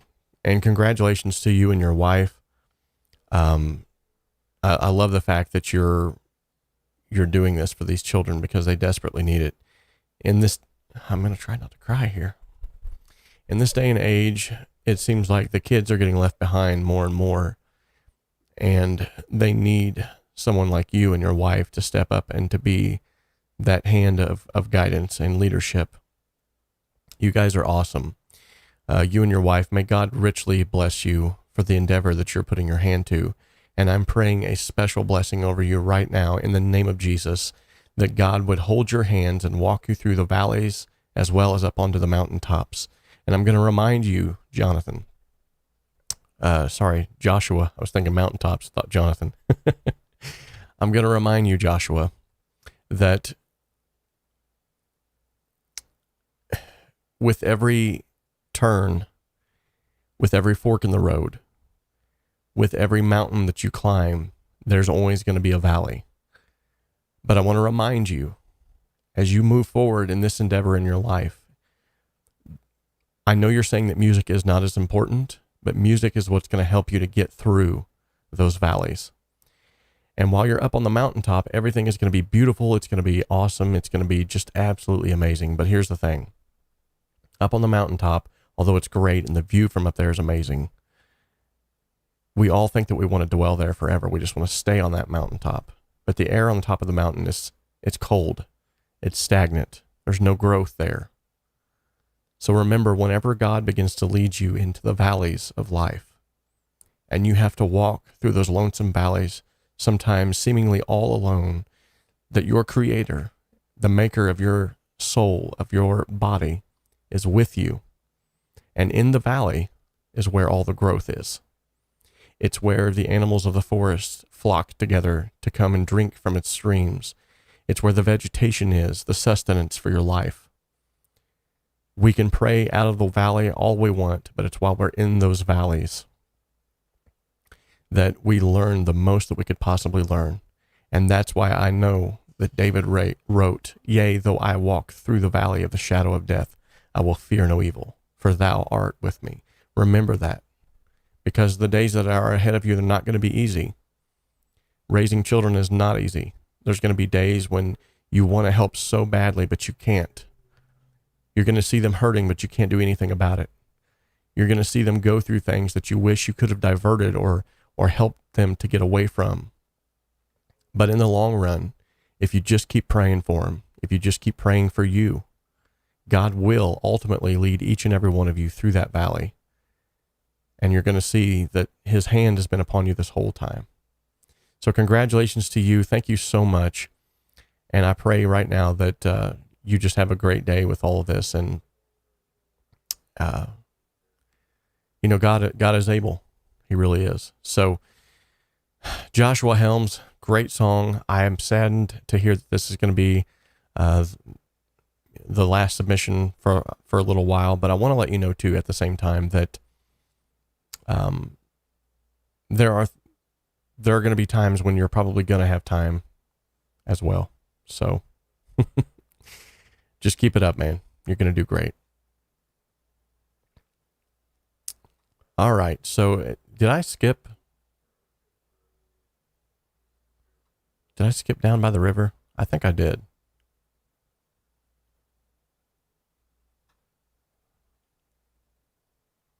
I think it's because I was deleting songs on here.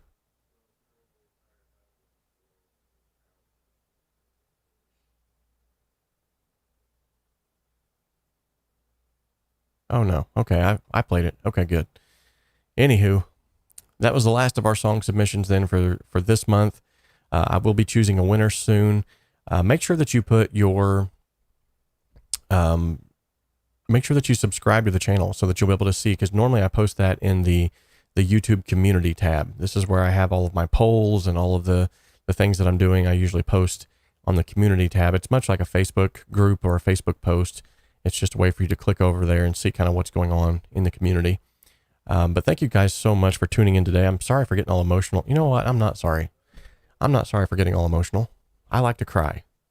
I mean, I don't like to cry for the wrong reasons, but I like to cry. It's good. There's salt in those tears. You are the salt of the earth. So with that being said, though, thank you all so much for tuning in today and for helping us to go over these songs, for providing some great constructive criticism. Yes, I did play it. Thank you so much. So thank you all for tuning in. Raising Cain is easier than raising children, unless your child is Cain. Awesome. Good deal. So before we go, there's a couple of things we have to take care of. One of them is spinning the wheel of awesomeness. But before we get there, let's give a huge shout out to these individuals who have subscribed to the channel. Brendan Pramjay, Gary Alexander, Diana Heather, the Blackest Brian. I almost said the Blackest Bean. I was reading too fast. My mind was Marcus Kaiser, Edward Castillo, James Cave, Kevin Cobb, Larry Griffith, And S. Kelly, thank you so much for subscribing to the channel. Now let's get over to that wheel of awesomeness, because the wheel of awesomeness is awesome. All right, let's spin this bad boy and see where it lands. Great way to end an awesome stream. So much talent represented in this community. You guys rock. Love each and every one of you. All right, we have a little known fact. Now, normally this is where Robert will tell you a little known fact about Robert. So today's little known fact is going to be some that actually might be known to you if you follow the podcast. Now, we do have a podcast, by the way. If you haven't checked it out, you can go to the HomeStudioSimplified.com website. There's a podcast tab there. And if you click on the podcast tab, actually, I'll do that right in front of you because I want to show you this. This is important. Okay, so here is the Home Studio Simplified website. Okay, if you click on this tab right here that takes you to the podcast, boom, here you are. Now you can listen to this on YouTube, you can listen to it on Apple, you can listen to it on Spotify, or you can even listen to it in the iTunes store here. Or no, actually, I think this one's a different one. I'm not sure what that one is. But if we click on the Apple, yes, this takes you into iTunes. Now, what I would love for you to do, if you have not listened to this before, then you need to listen to this, because in here, there are 75 episodes, but what I would love for you to do is scroll down here to the bottom and leave a review. As you can see, I don't have very many. I've only got 13 reviews, and this thing's been up for a long time. I need more reviews. It will help to get the podcast noticed. It will help just in various different ways. Go there, leave a review. I would greatly appreciate it. I'll post a link in the chat right now, so if you'd like to go and check it out, you can go straight there. Never mind. It looks like DJ already beat me to it. So at any rate, today's little known fact about Robert, and why I brought up the podcast is because I have an episode on here where I actually interview a man by the name of 𝗏𝗏. Let me see if I can find out what episode number that is. Gonna go down. Good night. There's a lot of episodes here. So 𝗏𝗏, Joe Gilder, Graham Cochran, Warren Hewart, Ethan Weiner, Matt Orr Applebaum, John Heyman. Episode number 19. So if you check out episode number 19, I'll even copy a link straight to that one.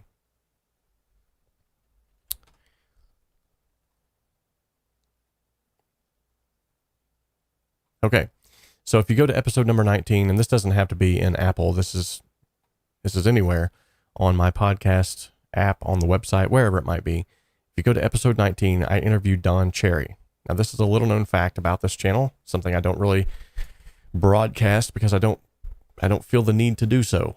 But I am a part of a ministry within a ministry that's called Strings with Wings.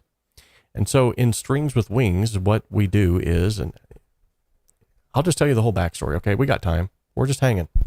You know what?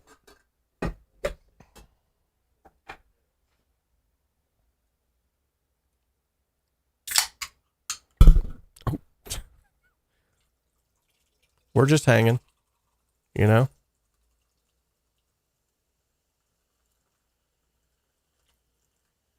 We're just hanging, drinking Red Bull number 2. So the backstory to 𝗏𝗏 and my meeting is actually kind of cool. I have to show you a picture though. Check this out. I'll be right back.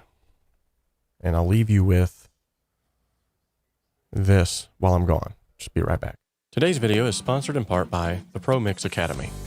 The 𝗏𝗏 Academy offers affordable courses from mentors, world-class engineers, Grammy winners, and multi-platinum selling producers.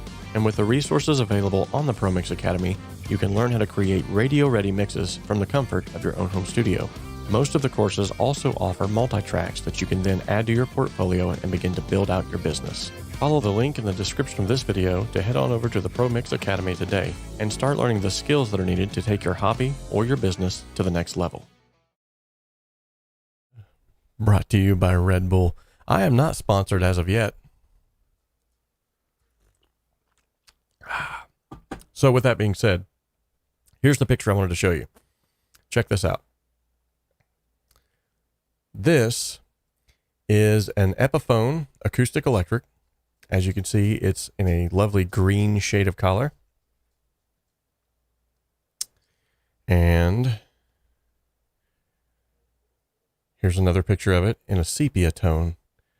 Lovely, beautiful guitar. Here's the story behind it though, okay?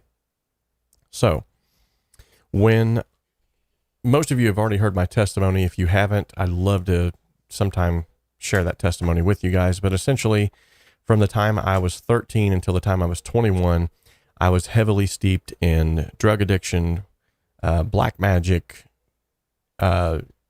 alcoholism, you name it. I was a part of it, not proud of it. But at the age of 21, God completely changed my life, completely turned me around. And in one day, I dropped 2 packs of cigarettes a day habit, a alcoholic habit. I mean, I was drinking alcohol every single day. I was full-blown alcoholic at 15. I dropped my addiction to weed. I was a big-time weed smoker. My addiction to all other kinds of drugs that went with that. And what I mean by all other kinds of drugs is everything but shooting up. That's as far as I went, okay? I never shot up, but I had done everything under the sun you can think of. But from 13 to 21, okay? Now, when God filled me with the Holy Ghost, I got in church. He changed my life in one day, August 18th, okay? 2003, I believe. 2003? I think it was 2003. Don't quote me on that. I remember it was August 18th. Black magic is the only thing I don't understand. What's the appeal? That's a good question. I'll get back to that here in just a minute. So when I got in church, my parents, my grandparents, and everybody chipped in and bought me this guitar. Now, this guitar was my baby. It was the nicest guitar I'd ever owned in my life. They all pitched in, got it for me, got a hard case with it. It was beautiful. And I used it now for what I felt like was the right reasons to play for God. I was going to write my songs now for the Lord and for what He'd done for me in my life. So immediately upon getting this guitar, I was in love with it. Had this guitar for probably 3 to 4 years, and I met my wife. We ended up getting married. A short time after marriage, I would say about a year, not even a year. Let's just say 9 months after being married, we had our son, our beautiful son, 𝗧𝗵𝗲. Now, during this time, we were really struggling. She was a stay-at-home mom. We just had a child. We were living in Crothersville in a small trailer. It was impossible to heat in the wintertime, impossible to cool in the summertime. And you can imagine the electric bills were through the roof, and everything was through the roof, it seemed like, because we couldn't afford it. I was the only one working. And so it came down to crunch time, and we had to either make rent and pay our bills, our utility bills, or we had to go without food. And at this time, we had already gotten a lot of handouts from my mom and dad, from her mom and dad, from different people in the family, and we didn't want to do that anymore. We were already feeling bad enough for asking for money to begin with. Being newlyweds and young people, you don't want to ask for those things. So I placed an ad in the paper to sell this guitar. I didn't want to, but I knew if I don't sell this guitar, we're not going to be able to pay our bills. We're not going to be able to eat. Now, at the time, I still had an electric guitar that was at the church, and that was property of the church. So I know I've at least got a guitar that I can play while we're at church. Okay, no big deal. But I didn't want to sell my baby. This guitar had led me through many ups and downs. This guitar, I wrote all of my beginning songs on this guitar. Several of my songs from my very, very first album, which you guys have probably never heard, was released from playing this guitar. I used this guitar to pray with. All the time I would sit down and pray 30 minutes to an hour, just playing this guitar, strumming the various chords while I was praying. Felt like David on the backside of a desert watching his dad's sheep. Said all that to say this, though. I had to sell that guitar. So I put it in the paper for $350 with the case. Now that was exactly what we had paid for this guitar at the time, which was actually a pretty good deal now that I look back on it. Not even a day later, a guy that lived 20, probably like, not even 20, like 10 miles down the road, shows up at our door and he says, "Hey, I seen your ad in the paper. Here's $350. Didn't even ask me to open the case. I said, "Sir, don't you want me to open the case and at least show you? I trust you. You're good." Well, I opened it anyway. I was like, "Here it is. You know, you want to play it?" He's like, "No, I want the guitar." Okay. This guy paid outright, didn't try to talk me down, nothing like that. And that $350, the reason why that price was so important is because that's the exact amount that we needed to pay our bills and to get some food. And God provided the means and the method. So he came, he bought the guitar. He went off down the road. I cried a little bit. I was like, "No, my baby." I went back inside, and for about a couple of weeks, I was okay with it. I was like, I did what I had to do as a father, as a husband, leading our home. Made sure that we had food in our bellies and made sure that we had a roof over our head.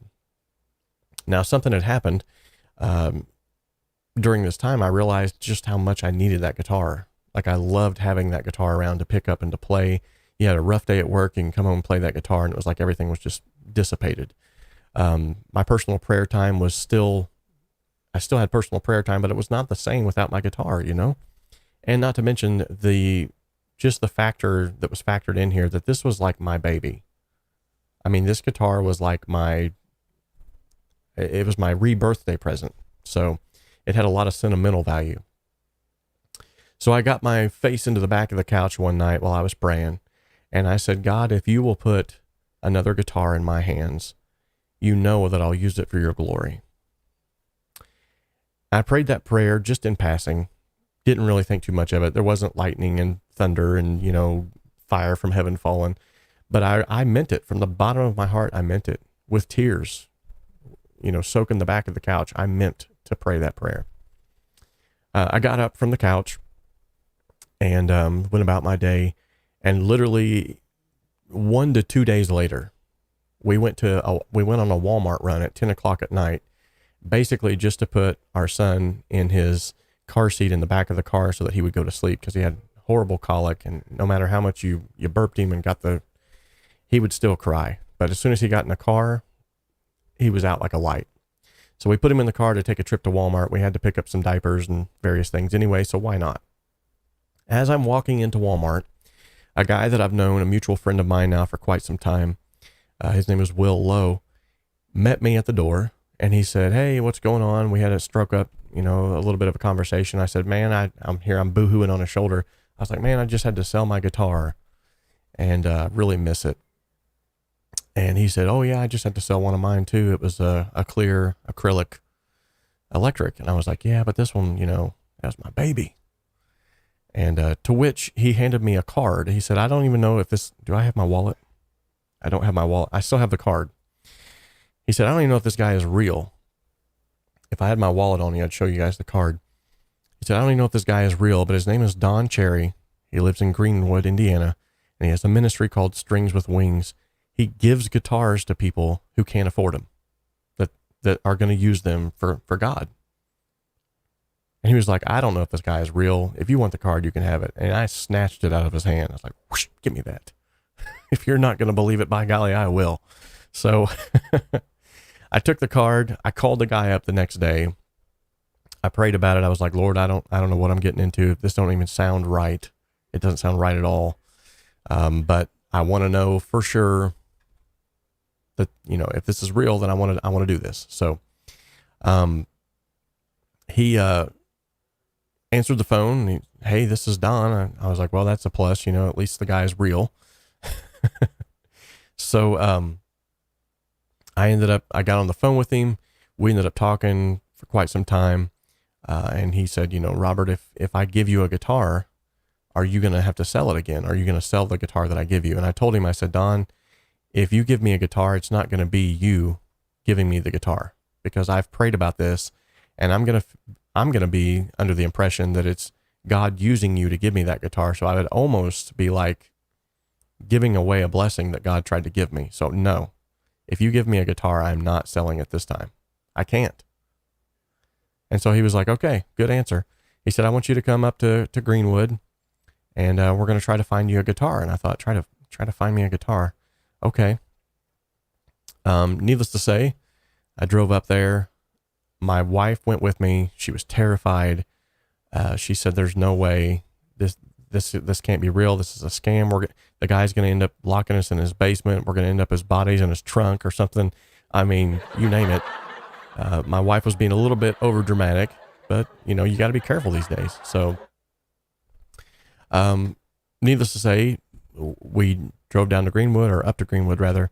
I meet the guy, find out he's a real guy, very nice guy, an older gentleman. And he invites us into his rather large home.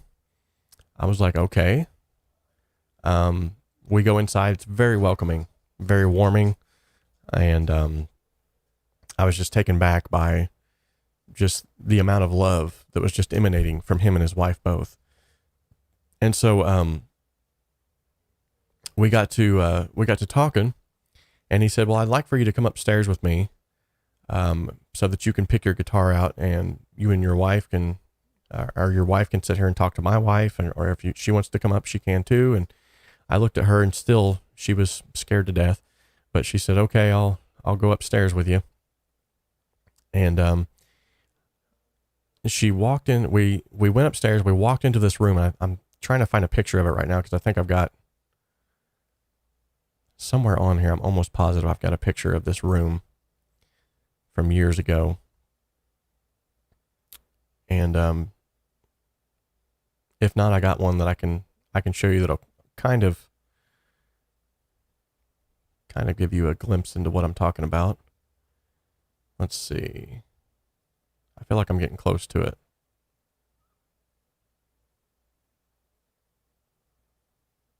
All right, just bear with me, folks, because it's going to be worth it, I'm telling you.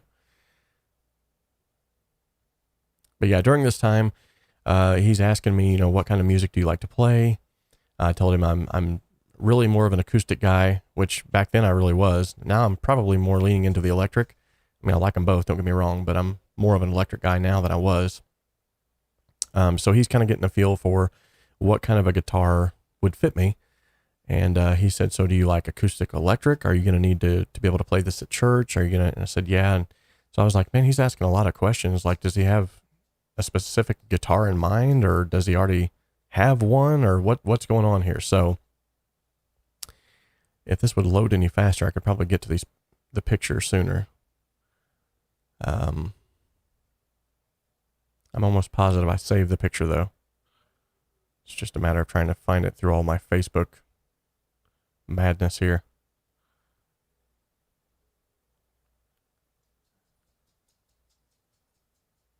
Come on now. Work with me.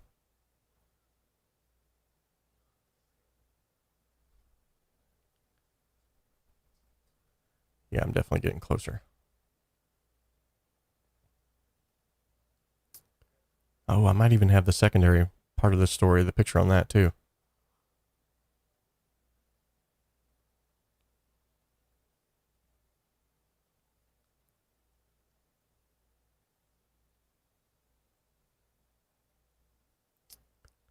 Oh, I'm so close. I can tell because I'm getting back to that time of the year. I'm going through the year on my Facebook picture posts here.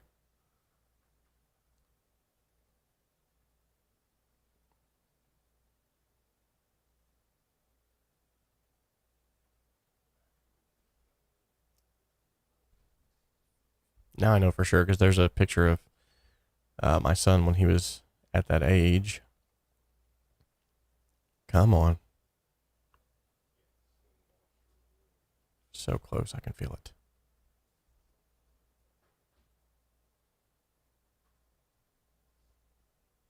It's going to be worth it, guys, I promise you. Just hang in there. Okay.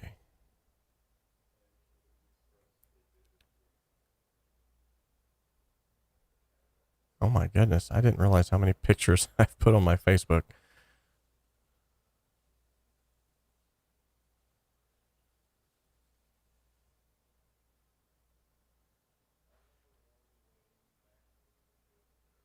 Hey, there's the Meat Mountain. That'd be another one for another time.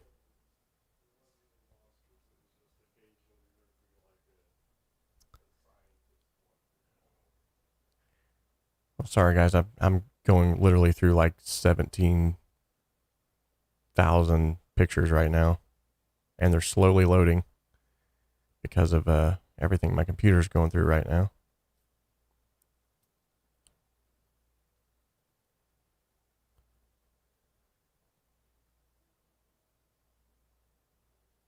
I might have to just opt out and show you the other picture. I'd like to show you the actual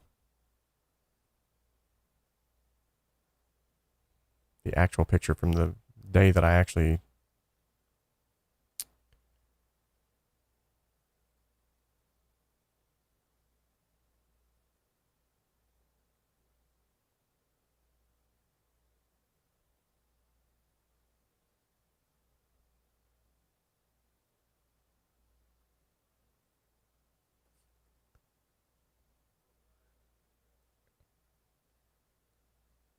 my goodness, there's a lot of pictures here.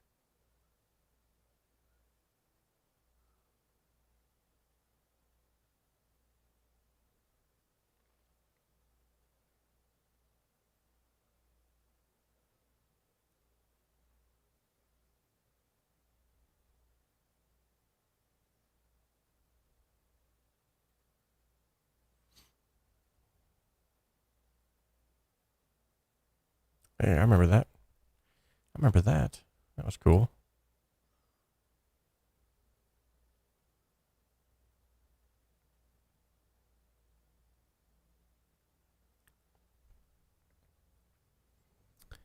Okay, we got to be getting closer, man. I'm like, evidently around that same time I was posting pictures like crazy.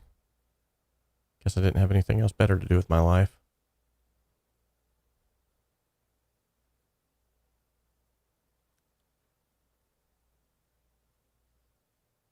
Looks like I was still using Cakewalk though.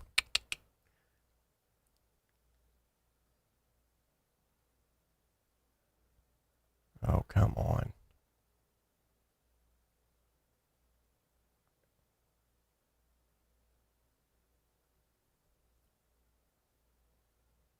I think I've went through about 100 different birthday parties.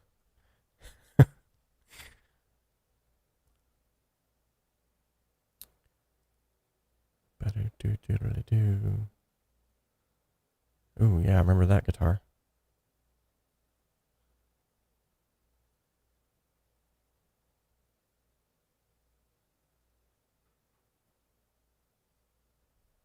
The suspense is killing you, I know. It's killing me that I can't find this picture that fast. I didn't realize how many stinking years worth of pictures are on this thing. I thought it was going to be just like, whoop, there it is. Whoop, there it is.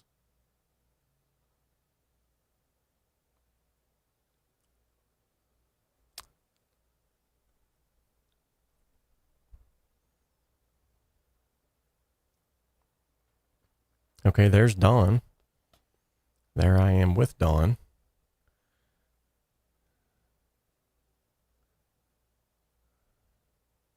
There we are jamming. Got to be getting close now because, of course, I've been saying that for about an hour.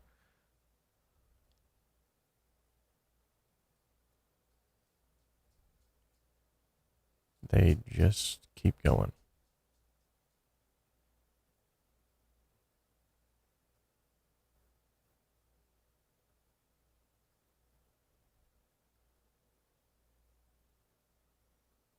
Hey, there's wedding pics. There's when me and my wife got married. Nobody wants to see those, though. By golly.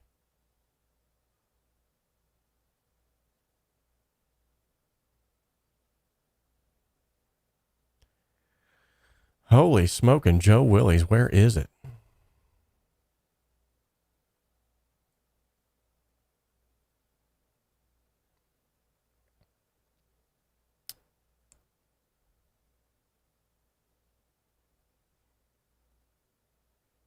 Wow. Wish there was a way to search for a picture based off of how it looked, but that's not possible. Not that sophisticated yet.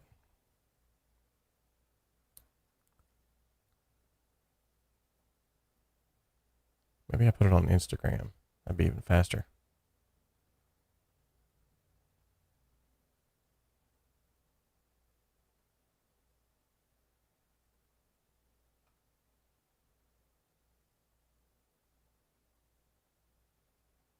Oh, there's the guitar students I was teaching for years.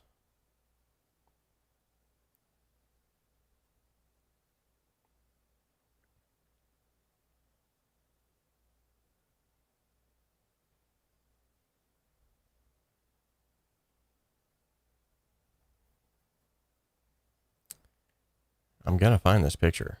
My determination outweighs my aggravation, because it's aggravating me.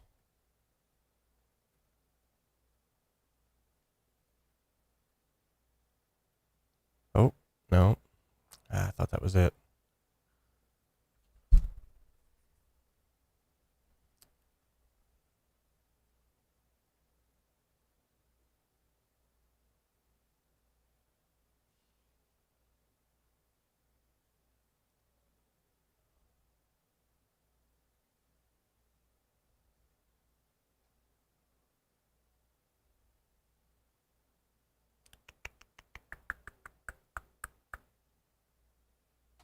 Well, it's not on my Instagram either.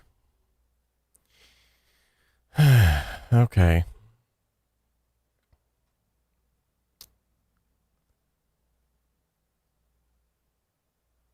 Well, there's my dad in a kilt. I'm almost half tempted to show you that one just because. Now everybody's going to go to my Facebook and look through all my pictures. Good luck. I'm deleting them all right now. Not really. Okay. Come on. Anytime now.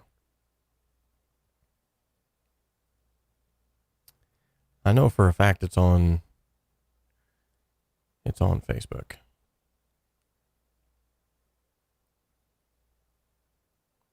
Hey, there I am playing a live show. I haven't done that in forever. That was at the Poorhouse Cafe in Bloomington, Indiana. I'll never forget that. It was a fun time. And all the proceeds went to homeless that were in the area. Super cool.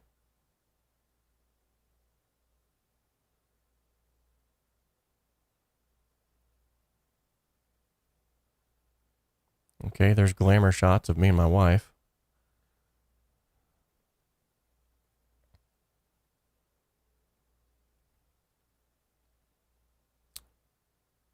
Okay.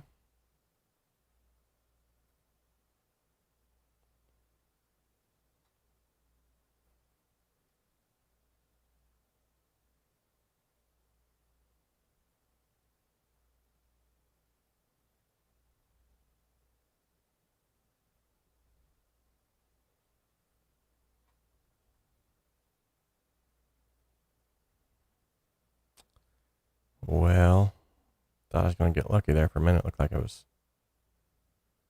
going to be a lot sooner. I don't necessarily have to show you the picture. It's just the fact that the picture helps to sell the entire story of what I'm getting ready to tell you. So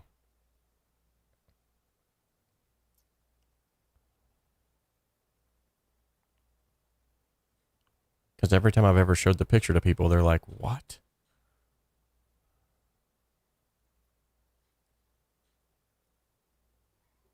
For the love of Pete, come on.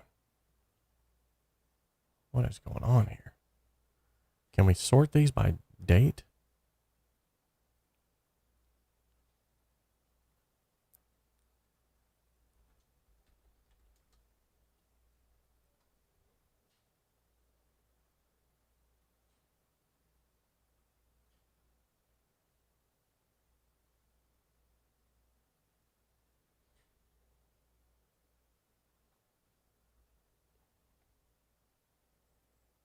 course not.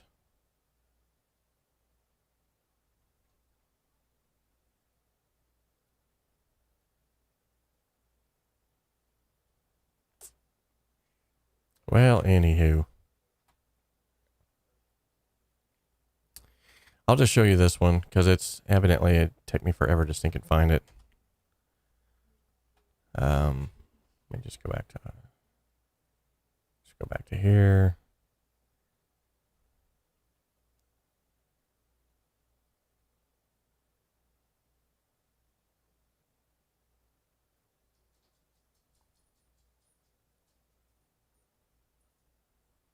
Okay, I'll show you this one then. And now it's just going to be slow as molasses in the winter.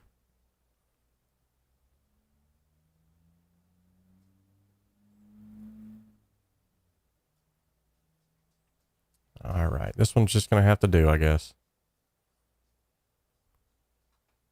Okay, so you ready for this, finally?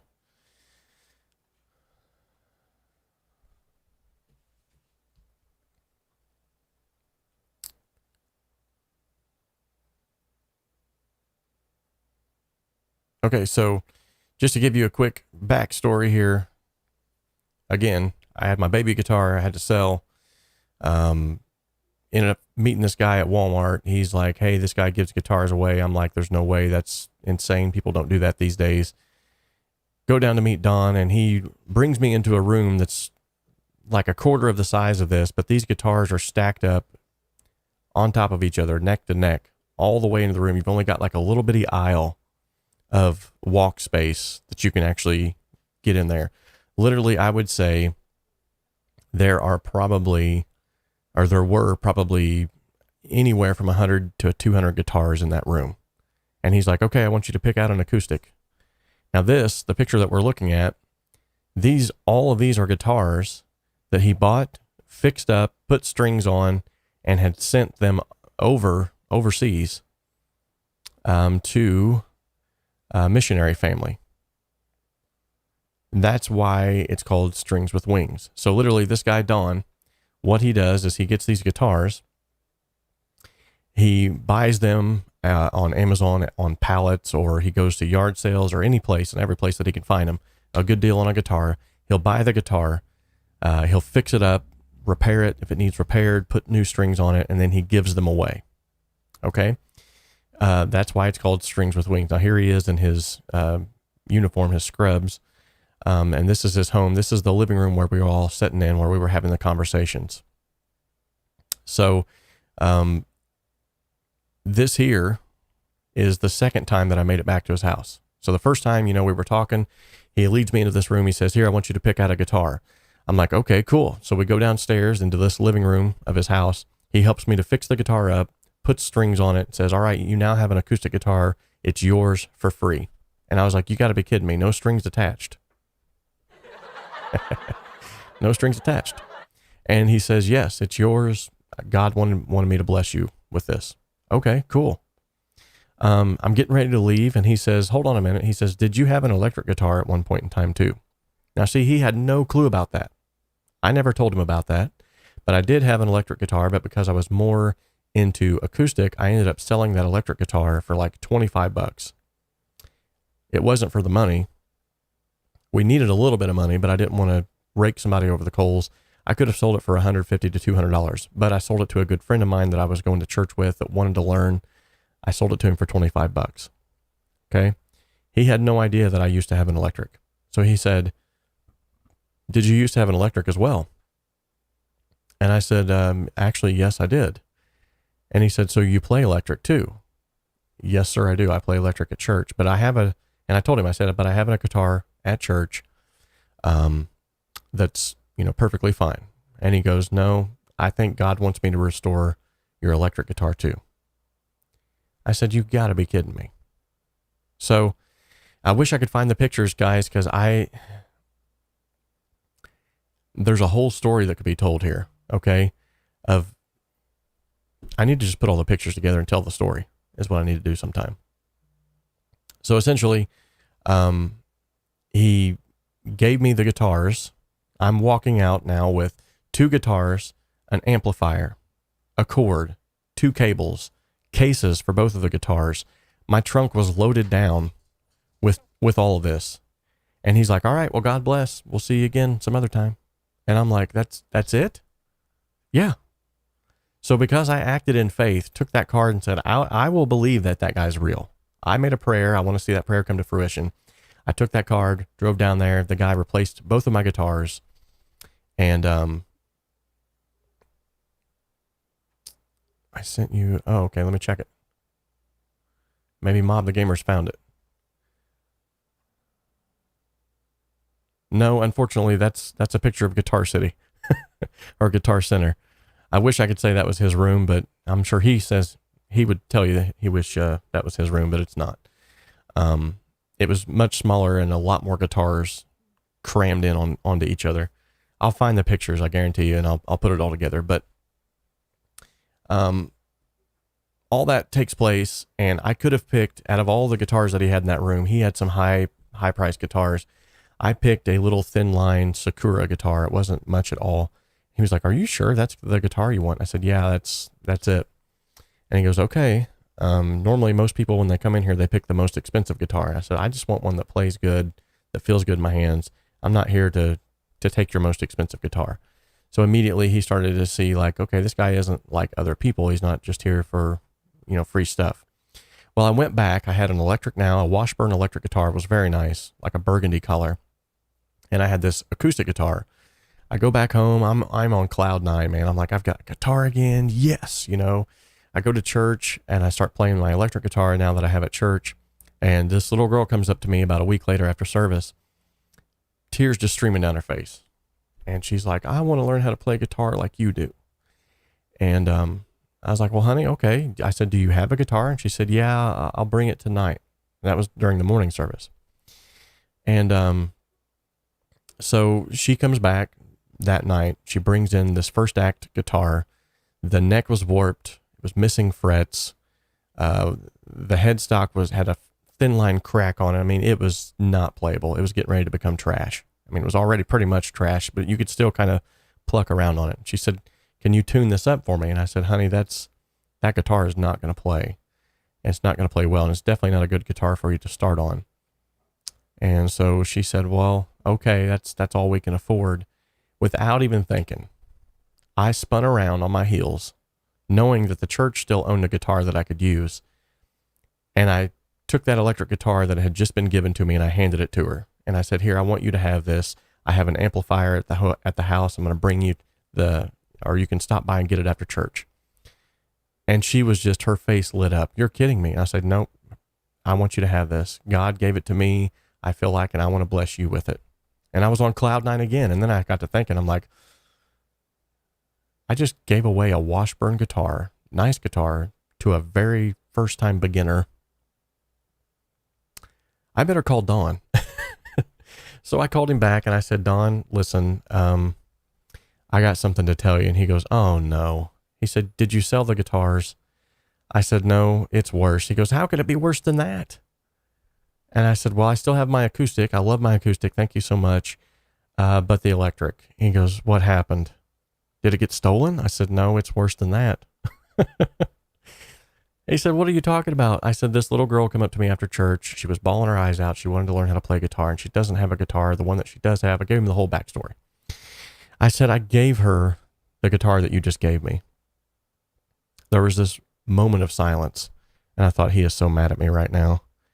He starts laughing, and he said, Robert, in all of the years that I've been doing this, and he's been doing this now for over 20 years, he says, in all of the years that I've been doing this, never once has anyone that I've given a guitar to ever in return given their guitar away to someone else.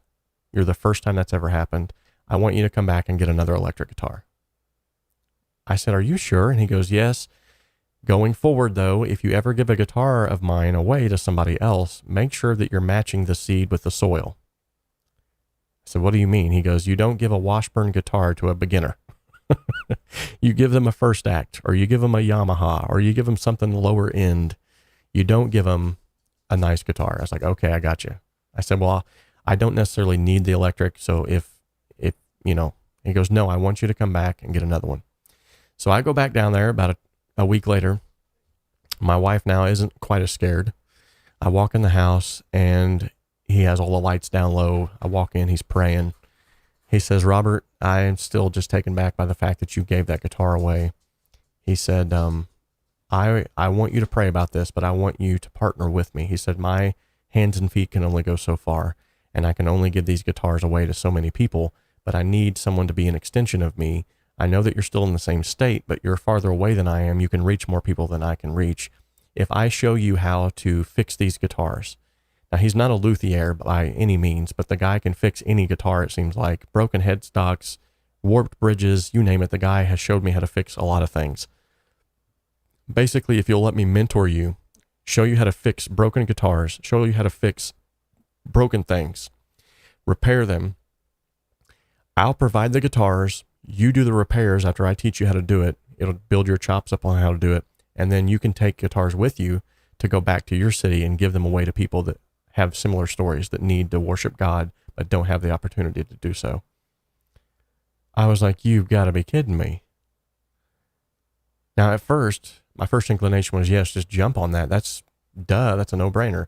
But I wanted to approach it in the right light. So I said, well, let me pray about it. He said, well, let's pray now. So we prayed together, him and his wife and me and my wife. And my son was actually staying with grandma that night. And just the sweet presence of God filled the room.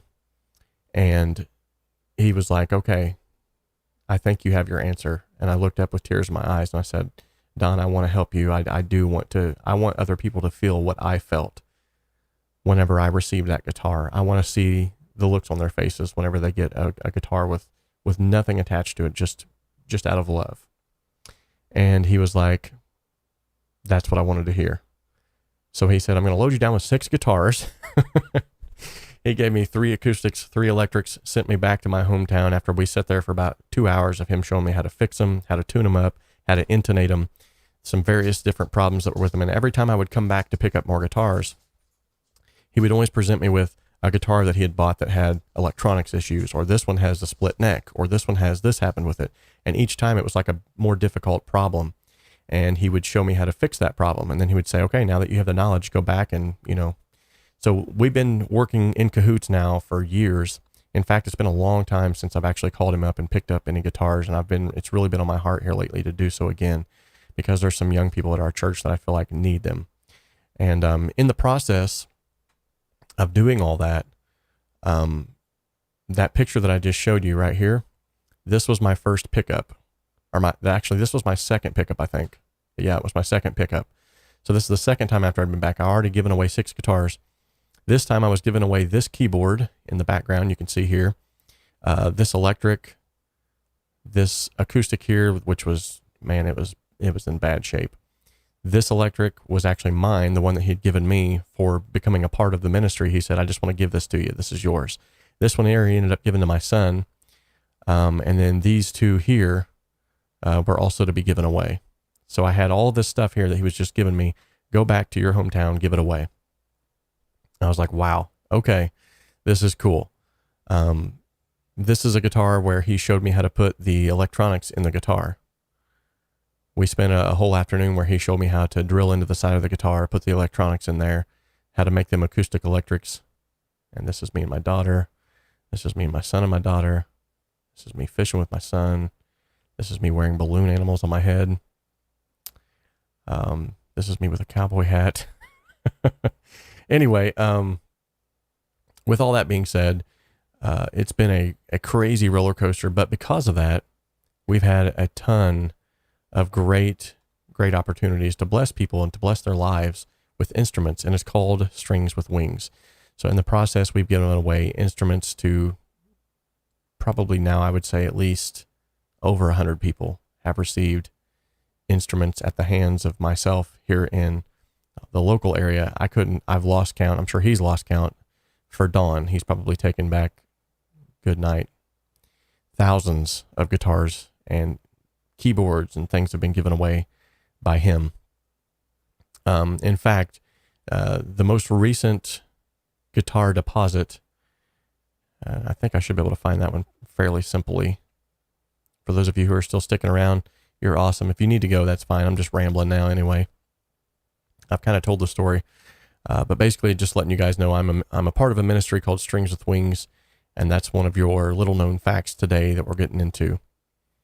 So if you are in need of an instrument, and it's going to be used for God, used for worship, let me know, and we might be able to arrange a way for you to get an instrument. Now, usually if it's across seas, because of customs and things like that, it's a no-go. But if you're living here in the States, it's been amazing what God has done in order to open up doors to make sure that people can get access to a guitar. So, all right. I'm going to have to go through here and make like a storyboard so I can share the story in greater detail with pictures so that people can actually see all the pictures that go with it that I'm talking about. But as of right now, I don't see.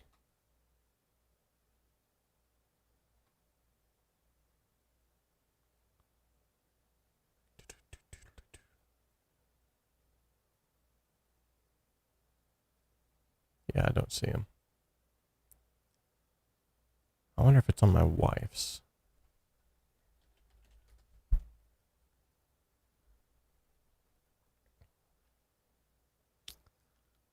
Because my wife. Oh yeah, there's a picture of my bloody head. By the way, here's a little known fact. I had to leave work early the other day because I busted my skull and had a level 1 concussion. And how my hair looks like this, I don't know, because I actually have a massive gash in my head right now. And the lady at work actually used super glue for some reason to glue my head back together. That was nice of her.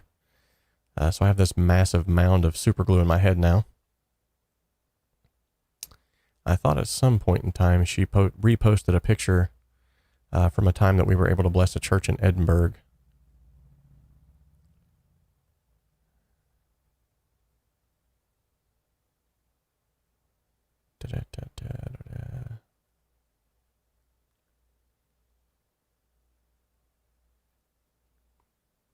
Boy, I gotta go back in the archives now.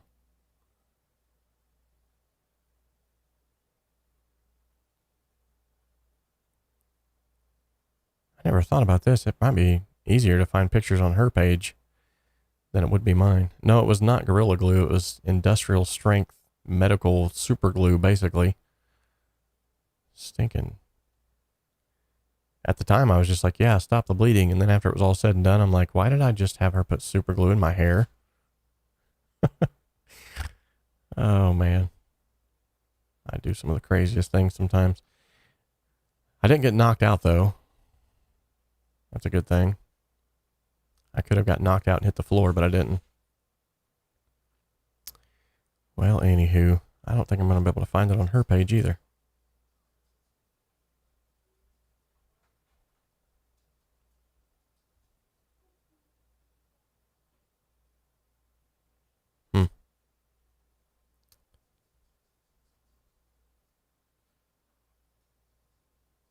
Nope. Here we go again, looking for pictures. I'm gonna have to find all these, just put them all together, and then we will retell the story with pictures all a blunder. I need to actually get up with him and have him on the podcast again, have another interview with him. That'd be great. Just sit down and do some talking, and we could talk about old times and what it was like meeting me. He's probably like, oh my goodness, this guy needs some help.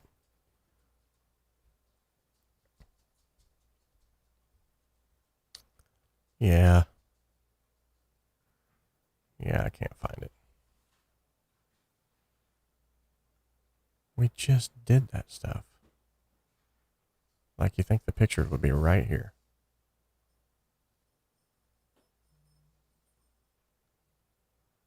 All right. Well, anyway.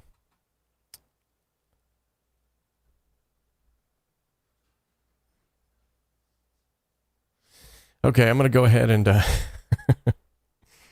we're going to go ahead and call this stream Dunsky. Thank you all so much for hopping on today. Appreciate each and every one of you. Tune in next time where we're going to be doing a mix together of the song that is chosen as the winner.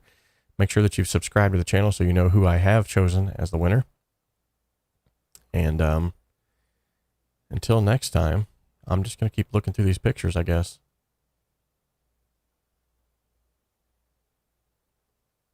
Till I find all the pictures I need. Yeah, I'll find the pictures and then I'll put it all together and it'll make more sense next time maybe. But until next time, guys, remember, we can dream alone. We can even create alone, but together we can achieve so much more. God bless each and every one of you. Bye-bye.